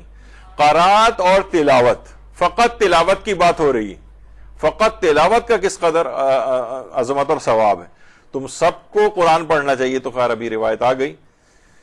تو تمہاری شب و روز کا ساتھی قرآن ہونا چاہیے, تمہاری ہر بات ذکر خدا اور تلاوت قرآن پر مشتمل ہونے چاہیے. پیغمبر اکرم کی جو روایت ہے جامع الاخبار میں. ایمان کی کامیابی قرآن کی تلاوت سے ہے. دیکھیے میں پھر بار بار وہ لفظ کہہ رہا ہوں, کتنی احادیث اس کے اندر یہ بات آئی کہ امام محمد باقر علیہ السلام اپنے والد چوتھے امام سے نقل کرتے ہیں محمد کہ رسول خدا نے سعد ابن معاذ کی نماز جنازہ پڑھائی. فرمایا حضرت جبریل کے ہمراہ 90,000 فرشتوں نے نماز جنازہ پڑھی ہے. میں نے جبریل سے پوچھا کہ آپ ان لوگوں کی نماز جنازہ میں کیوں شریک ہوئے؟ تو جبریل نے کہا معاذ اٹھتے بیٹھتے سوار پیادہ آمد و رفت کے وقت ہر وقت سورہ توحید کی تلاوت کیا کرتے تھے. تو دیکھا جائے تو انہیں ایک ایک آیت پڑھ کے تفکر و تدبر والا, یعنی میں اس کی مذمت نہیں کر رہا کہ ان لوگوں کو بار بار ڈینائی کر رہا ہوں جو کہتے ہیں کہ تلاوت قرآن بے فائدہ ہے. یہ ہر وقت کیوں اتنی کثرت کے ساتھ تلاوت کی جا رہے ہیں؟ 90,000 فرشتے ان کے لیے آ رہے ہیں فقط اس وجہ سے. تو بہرحال بہت آسانیاں اور سہولتیں پیدا ہوتی ہیں اور روایات اور وہ بہت زیادہ ہیں. اور یہ بھی ہے کہ وہ گھر جس کے اندر قرآن نہیں پڑھا جاتا, اللہ کو یاد نہیں کیا جاتا, 3 مصیبتیں اس کے گھر میں داخل ہو جاتی. برکت کم ہو جاتی, اب ہمیشہ مالی مشکل رہے گی. فرشتے اس کے گھر کو چھوڑ دیتے ہیں, برکتوں سے محروم ہو جائے گا, لڑائی جھگڑے ہوں گے اور نفاق پیدا ہو جائے گا ان میں. اور شیاطین اس گھر میں داخل ہو جاتے ہیں, ویران ہو جائے گا, گھریلو جھگڑوں کا شکار ہو جائے گا وہ گھر. یعنی جہاں قرآن کی تلاوت نہیں ہوتی, جہاں قرآن پڑھا نہیں جاتا, یہ نہیں کہ جہاں پہ قرآن پہ غور و فکر و تدبر نہیں کیا جاتا وہاں یہ نقصان ہوگا, فقط تلاوت. اور وہ تو دیکھیے ایسی شخصیات صرف امام حسین علیہ السلام کی تھی کہ جو کہ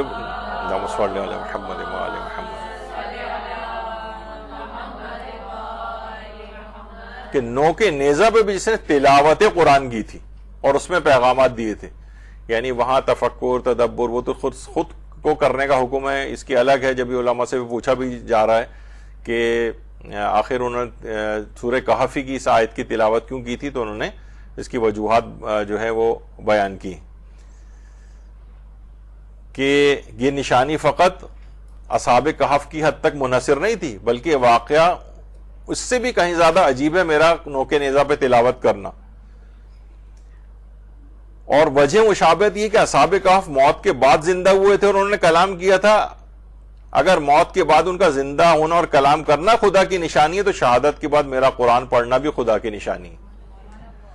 تو بہرحال تلاوت کی تھی انہوں نے بھی, کوئی درس قرآن یا کوئی تفکر و تدبر کے لحاظ سے, اس لحاظ سے تو اس میں تو خود ہی آپ کو تفکر کرنا ہے کہ امام نے کیوں کیا اور یہ ان سے سوال پوچھا گیا. تو بہرحال یہ دماغ میں رہے کہ اس کا پورا نتیجہ یہ ہرگز نہ نکلے کہ میں نے بار بار جو اس لحاظ سے ایک جملہ لگایا ہے اس کے اندر کہ میں تفکر و تدبر اور اس کا خلاف ہوں, ہرگز بھی نہیں. یعنی کوئی سوچ نہیں سکتا کہ قرآن کی جب افلا یتدبرون القرآن اور یہ سب کچھ جو قرآن کی آیات جو آئی ہیں جس میں تدبر قرآن کو الگ سے ایڈریس کیا گیا ہے, لیکن اس کے معنی یہ نہیں کہ تلاوت قرآن کو بالکل آپ عبث اور بیکار قرار دے دیں تفکر و تدبر کی آیات کو پیش کر کے. ان کی الگ ثواب اور فوائد ہیں, تفکر و تدبر کے اگلے مراحل ہیں, وہ بھی آگے چل کر ہم اس میں جو انحرافات اور گڑبڑ ہو جاتی ہے اس تفکر, ہم جہالت کے ساتھ تفکر و تدبر کرنے میں, اور پھر ایک جاہل آدمی بھی کہاں تفکر کر سکتا ہے اور کہاں اس کے لیے ممنوع ہے, یہ انشاءاللہ اگلی نشستوں کے اندر چیز آئے گی. تو آخر میں نتیجہ یہی ہے کہ اس کی اپنی جگہ اہمیت کی ہم بہت زیادہ قائل ہیں کہ قرآن میں تفکر و تدبر ہونا چاہیے, لیکن وہ ہر شخص کے معیار کے اعتبار سے بھی الگ ہوگا اور اس کے لیے کچھ ریکوائرمنٹس ہیں کہ تفکر و تدبر کیسے کیا جاتا ہے. ورنہ اور اس کے مقابلے میں وہ افراد کی اس کے بغیر تلاوت قرآن بالکل عبث اور بیکار ہے, یہ بالکل غلط اور ایک انحرافی نظریہ ہے, اور یہ قرآن کی تلاوت کو بالکل ختم کرنے کی سازش کا پہلا سٹیپ ہو جائے گا اگر اس نظریے کو پروموٹ کرنے کی کوشش کی گئی. یہ ہم نے صرف آج ایک لحاظ سے اس بات پہ صرف فوکس کیا ہے. انشاءاللہ اگلی نشستوں میں آگے قرآن کی ان اور چیزوں کے اوپر بھی ہماری گفتگو ہوگی. وصلی اللہ علی محمد وآلہ الطیبین الطاہرین.